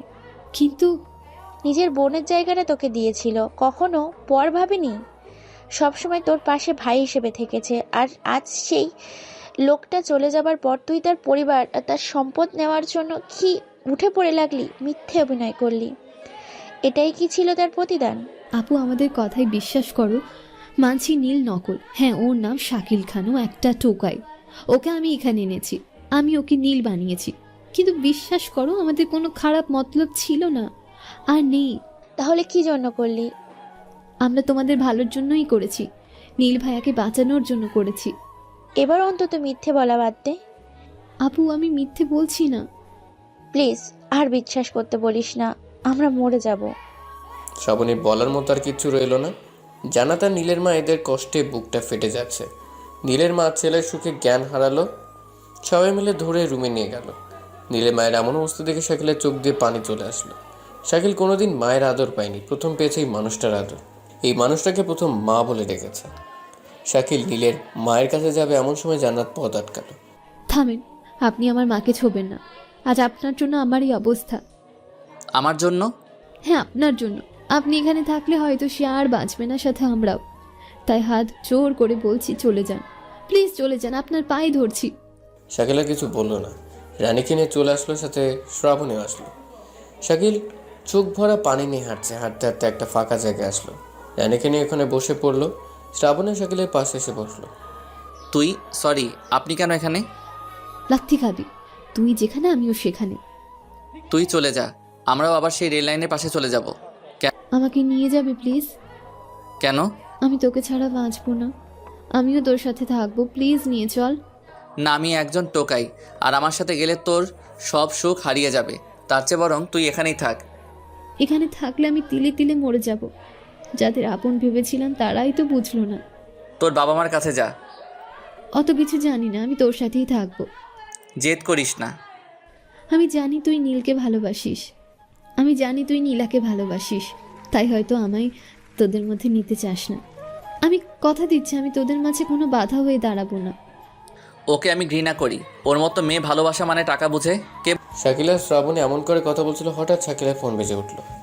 হ্যালো মিস্টার নকল নীল। কে বলছেন? নীল? চিনলেন না? কয়েক ঘন্টা আগে তো হুমকি দিয়ে গেলেন। নীলা? বাহ, ভালোই তো চিনেছেন। বেঈমানকে কখনো ভুলতে নেই। তা আমায় তো বললেন আমায় নাকি পথের ভিখারি বানাবেন। এখন তো তুই পথের ভিখারি। 1 ঘন্টার মধ্যে আসল নীল, নকল নীল সব শেষ। শাকিল কথা না বলে ফোন কেটে দিল। কি বললো? আমি একটা জিনিস কিছুতেই বুঝতে পারছি না, নীলা কেমনে জানলো আমি এখানে নীল হয়ে আছি, আর অ্যাড্রেস কেমনে পেলো? তাই তো কোনো খবরও তো তোর কথা লেখা নেই, আমি বারণ করেছি। নিশ্চয়ই এতে নীলের আশেপাশে কারো হাত আছে। আচ্ছা শ্রাবণী, নীলের সকল শত্রুর পরিবারের পিক দেখাতে পারবি, মানে ডিটেলস? প্রথম রফিক চৌধুরী, তাকে এখানেই পরিবার বলতে কেউ নেই। মানে রফিক একাই থাকে। পরিবার বলতে তো কেউ না কেউ অবশ্যই আছে। তুই আমার জানা মতে নেই। ভালো করে খোঁজ নে তো। আচ্ছা দাঁড়া, আমি রফিকের পিএকে ফোন করি, আগের প্রজেক্ট নিয়ে কথা হতো। আচ্ছা। শ্রাবণী রফিকের পিয়ের সাথে কথা বলে। হ্যাঁ, তোর ধারণা ঠিক, রফিকের পরিবার আছে, আর সেটা এখানে নয়, রাজশাহী থাকে। রাজশাহীতে? ওর পরিবারের সকলের পিক দিতে বললাম, এই তো এসে গেছে। শ্রাবণী ফোন থেকে রফিকের পরিবারের পিক দেখালো শাকিলকে। শাকিল এটা দেখে তো অবাক। এরা কারা? এটা রফিক, পাশেরটা ওর স্ত্রী, তার পাশেরটা ওর মেয়ে। নীলা? এটাই নীলা? হ্যাঁ, তার মানে নীলা রফিকের মেয়ে আর এস রফিকের প্ল্যান। নীলার পাশে এই ছেলেটাকে? আমি বললে বিশ্বাস করবি না, তাই থাক। বল। ওটা ওর বর। কি? 2 বছর আগে ওদের বিয়ে হয়েছে। ওর বর দেশের বাইরে থাকে, সামনের বার দেশে ফিরবে। দেখ, মিথ্যা বলা বন্ধ কর। আমি তো তোকে বললামই, আমি বললে তোর বিশ্বাস হবে না। একটা মেয়ে এতটা নিচে নামতে পারে? নীলা তো হেব্বি ভালো, তাই না? ওসব বাদ দে। নীলা বলল আসল নীল আর নকল নীল সব শেষ, এর মানে কি? নীল কোথায় আছে এটা হয়তো নীলা জানে। রাইট, এক কাজ কর, ট্যাব বের করে নীলার লোকেশন ট্যাগ কর। 1 মিনিট। শ্রাবণী ল্যাপটপ বের করে নীলার নাম্বার থেকে নীলার লোকেশন বের করলো, আর তা অনুযায়ী সামনে এগোতে লাগলো। রানীকে শ্রাবণীর বাসায় রেখে আসলো। আস্তে আস্তে শাকিল আর শ্রাবণী এমন জায়গায় এসে পড়লো যেটা দেখে শ্রাবণী খুব অবাক হলো। শাকিল, এটা তো নীল স্যারের পুরনো ফ্যাক্টরি। মানে? অনেকদিন আগে এটা বন্ধ হয়ে গেছে। নীল ভাই এখানে কাউকে আসতে দিত না। কেন? একবার এখানে এক শ্রমিক এসেছিল আর এক বিষাক্ত সাপের কামড়ে দেয়, তখন লোকটা মারা যায়। তারপর থেকে এখানে সবাইকে আসতে নিষেধ করা হয়েছে। কিন্তু নীলা এখানে কি করছে? ভেতরে চল, তাহলেই দেখতে পাবি। তারপর শাকিল আর শ্রাবণী আস্তে আস্তে ভেতরে প্রবেশ করলো। মাঝখানে আসতে হঠাৎ করে চারপাশ থেকে ঘিরে ধরা অনেক গুন্ডা। সামনে থেকে হাসতে হাসতে বেরিয়ে আসে রফিক চৌধুরী আর তার মেয়ে নীলা। ভেবেছিলাম পোশাকের সাথে সাথে তোর বুদ্ধিটাও পাল্টে গেছে, কিন্তু এখন তো দেখছি একদম আগের মতোই বোকা আছিস। কি বলতে চাস তুই? তুই হয়তো ভেবেছিস সেখানে তোর নিজের বুদ্ধিতেই আসছিস, কিন্তু এটা একান্ত ভুল ধারণা। আমরা তোকে এখানে আনছি। আমাদের প্ল্যান অনুযায়ী নীলা তাকে ফোন করে, তার সাথে কথা বলে, তার হাতে একটি রাস্তা তুলে দেয়, আর তুই বোকার মতো সেই রাস্তা ধরে মৃত্যুর মুখে হাজির হলি। মানে? জন্ম মৃত্যু আল্লাহর হাতে, আজ কার মৃত্যু আছে সেটা একমাত্র আল্লাহ জানে। আজ তোর মৃত্যু আমার হাতে, তার সাথে তোর সেম চেহারার অধিকারীও। নীল কোথায়? মারেনি, কারণ ওকে মারে আমাদের কী লাভ, বরং আমাদের হাতে থাকলে লাভ। তাই না মেরেই সবার কাছে মেরে দিছি, শুধু একটা স্বাক্ষরের অপেক্ষা। স্বাক্ষর কি করবি? নেওয়া কমপ্লিট। এখন নীল সিদ্ধারের সব সম্পদের মালিক আমি। এবার তোকে ছেড়ে দে। ছাড়লে কেমন হবে? তোরা তো আমার সব রূপ দেখে ফেলছিস। তোদের তো ছাড়া যাবে না। কি করতে চাচ্ছিস তুই? ফোন। রফিক চৌধুরী পকেট থেকে ফোন বের করে সাংবাদিককে ফোন করে বলল, আজকের ব্রেকিং নিউজ, নীল শিকদারে তার সমস্ত সম্পত্তি আমার নামে লিখে দিয়ে গেছে। এই কাগজপত্র সব আমার কাছে। ফোন কেটে দিল। বস, আপনার মাথায় এত বুদ্ধি? আমায় তো মেরেই ফেলবেন, তার আগে আমায় একটা অটোগ্রাফ দিবেন প্লিজ প্লিজ, তাহলে আমি ধন্য হব। হ্যাঁ অবশ্যই। শাকিল একটা কাগজ নিয়ে রফিকের সামনে ধরল আর রফিক চৌধুরী কলম বের করে তাদের স্বাক্ষর করে দিল। আপনি কত মহান। হেসে নে, মন খুলে হেসে নে। এবার কি হবে? আমাদের হাত থেকে তো সব চলে গেল। নীল ভাইয়াকে কি করে বাঁচাবো? একটু ওয়েল করছো না? মরার জন্য ওয়েট করো, তারপর সব ঠান্ডা হয়ে যাবে। ঠান্ডা আমাদের নয়, এবার তোর হবে। মানে? এবার টিভি চালু কর। রফিক চৌধুরী তাড়াতাড়ি রিমোট হাতে নিয়ে টিভি অন করলো। আর শ্রাবণী সহ রফিক আর তার লোকেরা সবাই অবাক হলো, এমনকি নীলা। আজকের ব্রেকিং নিউজ, শহরের টপ বিজনেসম্যান নীল শিকদারের খুনিকে পাওয়া গেছে। এতদিন পর সে মুখ তুলে দাঁড়িয়েছে। এখন নীলের সমস্ত সম্পত্তি তার নামে দাবি করছে। তার বক্তব্য হচ্ছে নীল তার সমস্ত সম্পত্তি তার নামে লিখে দিয়েছে। সে আর কেউ না, সেটা হচ্ছে শহরের দ্বিতীয় টপ বিজনেসম্যান রফিক চৌধুরী। আমরা সকলেই জানি তারা একে অপরের শত্রু। একজন লোক তার সব থেকে বড় শত্রুকে কী করে সম্পত্তি দিতে পারে? আর নীলের পরিবার ছিল, তার ছেলে ছিল, মা স্ত্রী সবাই ছিল। আদালতের মত অনুযায়ী নীল তার সমস্ত সম্পত্তি তার পরিবারের যে কোনো একজনের নামে রাখছে। নীল মারা যাওয়ার পর তার সমস্ত সম্পত্তি তার পরিবার পাবে, ইত্যাদি ইত্যাদি। এটা শুনে তো রফিকের কপালে চোখ উঠে গেল। কি রে, সব কিছু ঠান্ডা লাগছে তো? এটা কি করে সম্ভব? সব কিছু সম্ভব বস। কি করে করলি তুই এটা? নকল নীল হয়ে যখন থেকেছি তখন তো নীলের নকল স্বাক্ষরটা পারা তো স্বাভাবিক, আর আমিও পারতাম। যখন জানতে পারলাম তার সম্পত্তির দিকে তোর চোখ, তখন আমি কাউকে না বলে নীলের সমস্ত সম্পত্তি তার পরিবারের নামে করে দিই। আর স্বাক্ষরের তারিখ ঠিক দিই কয়েক মাস আগের। এটা যে করেই হোক আদালতে পৌঁছালাম, আর সাংবাদিককে বললাম যে নীলের সম্পত্তি নিজের বলে দাবি করবে সেই নীলের খুনি। তারপর বাকি কাজটা তো তুই করলি। শাকিল, এটা তুই কি করলি? কখন? আমি তো তোর সাথে সবসময় ছিলাম। আমি এটা কাউকে বলতে চাইনি, তোকেও না, শুধু নীলের কথা ভেবে। সরি রে। তোদের কাউকে ছাড়বো না। অলরেডি পুরো শহর জেনে গেছে তুই নীলের খুন করেছিস। করিনি, তবে করব। এই কে আছিস? ওকে মার। সবাই জেকে মেরে আসতেই হঠাৎ বাইরে প্যাপও আওয়াজ আসলো। সবাই থমকে দাঁড়ালো। পুলিশ কীভাবে টের পেল? তুই আমাদের না, পুলিশদের ডেকেছিস। তোর মেয়ে আমায় লোকেশন দিয়েছে, আর আমি সেটা সরাসরি পুলিশের হাতে দিছি। ভালো হয়নি বল? তোকে তো আমি। মিস্টার নীলা, এরপরেও কি বলবেন যে আমাদের বুদ্ধিটা পাল্টায়নি? ম্যাডাম, বেইমানের দুনিয়ায় কি করে বাঁচতে হয় এটা আমি জেনে গেছি। তাহলে ডায়লগ পরে মারিস, ওদের সাথে তো আমাদেরও ধরবে। আমাদের নামে কেস আছে, নকল নীল সাজার। তাহলে দেখছিস কি, লুকিয়ে পড়। শাকিল শ্রাবণীর হাত ধরে ফ্যাক্টরির ভিতরে লুকিয়ে গেল। রফিক পালাবে এমন সময় পুলিশ ভিতরে চলে এলো। রফিক সহ তার চেলাদের হাতে অস্ত্র দেখে সন্দেহ করে অ্যারেস্ট করলো। শাকিল আর শ্রাবণী এবার বের হলো। পুলিশ তো চলে গেল, এবার ভাইয়াকে কোথায় পাবো? আর এই ফ্যাক্টরিটা ভালো করে খুঁজে দেখ। তারপর শ্রাবণী আর শাকিল পুরো ফ্যাক্টরি খুঁজতে লাগলো। খুঁজতে খুঁজতে সন্ধ্যা নেমে আসলো। হঠাৎ শ্রাবণী শাকিলকে ডাক দিল। শাকিল তাড়াহুড়ো করে এসে দেখে নীলকে একটা বেঞ্চের সাথে বেঁধে রাখছে। শাকিল খুলতে গেল, তখনই শ্রাবণী শাকিলের হাত ধরে নিল। থাম, আমি কিছু একটা শব্দ পাচ্ছি। শাকিল মোবাইলের টর্চ বের করে দেখে তো মাথা খারাপ। নীলের বুকের সাথে টাইম বোম লাগানো আছে, তাতে সময় মাত্র 1 মিনিট। নীল অজ্ঞান হয়ে আছে। মোবাইল ধর। না শাকিল, তুই যাস না প্লিজ। না, তুই যাবি না। না। আর আমার কিচ্ছু হবে না। না, তুই যাবি না। না। উপায় নেই, এখন বোমটা নষ্ট করতে হবে, কিন্তু এতে জীবনের ঝুঁকি আছে। তুই চলে যা। না। তুই কি চাস না নীলের পরিবারে আবার হাসি ফুটুক? জীবনের প্রথম একটা পরিবার পেয়েছিলাম, কিন্তু আজ আমার জন্য তারা কষ্ট পাচ্ছে। আমি আমার জীবন দিয়ে হলেও তাদের আবার হাসি ফিরে দিব। তোর কিছু হলে আমি বাঁচবো না, তাই আমিও তোর সাথে থাকবো। তুই দূরে যা, তোর আর আমার কিছু হলে রানীর কি হবে? না, যাবো না।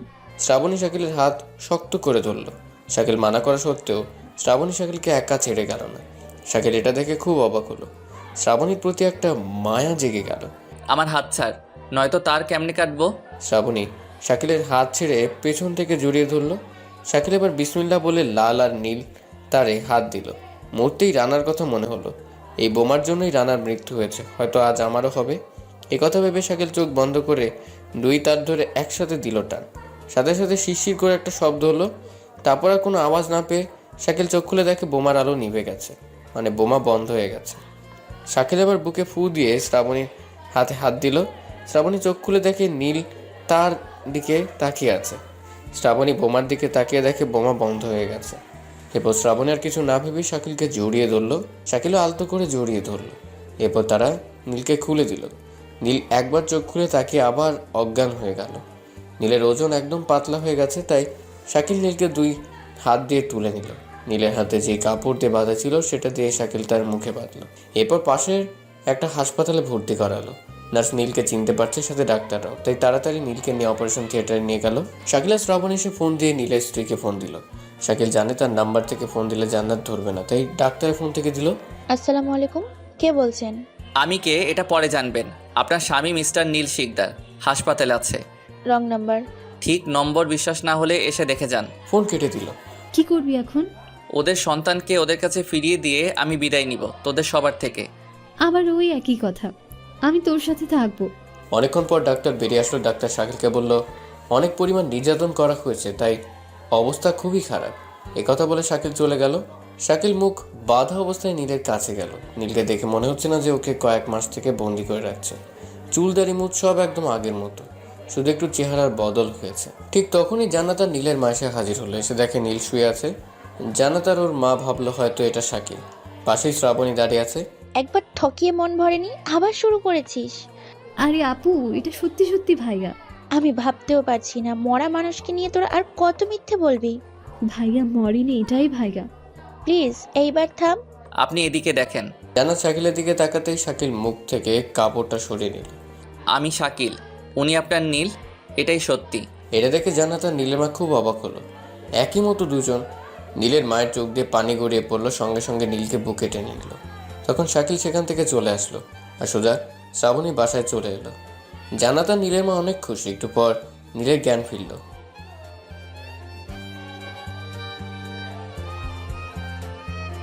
মা তুমি? আমি এখানে কেন? মা, রফিক আমায় মেরে ফেলবে। মা, আমি কি করে আসলাম এখানে? বাবা শান্ত হো, ও তোকে কিছুই করতে পারবে না। তুই এখন আমার কাছে আছিস।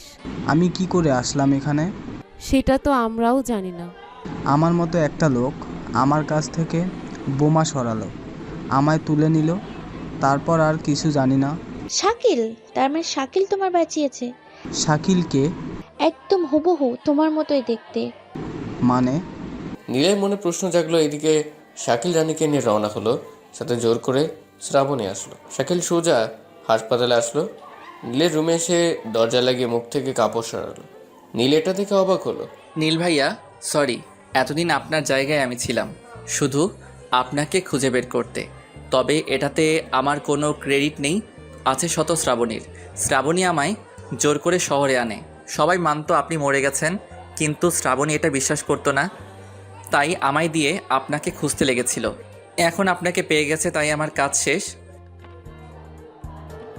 আর জান্নাত আপু, আপনার সাথে অনেক অভিনয় করছি, তবে আপনার দিকে কোনো কুনজর দেইনি। মারলে মাফ করবেন, আর আপনার বোনকে বোঝান ও আমার সাথে যাবার জন্য উঠে পড়ে লেগেছে।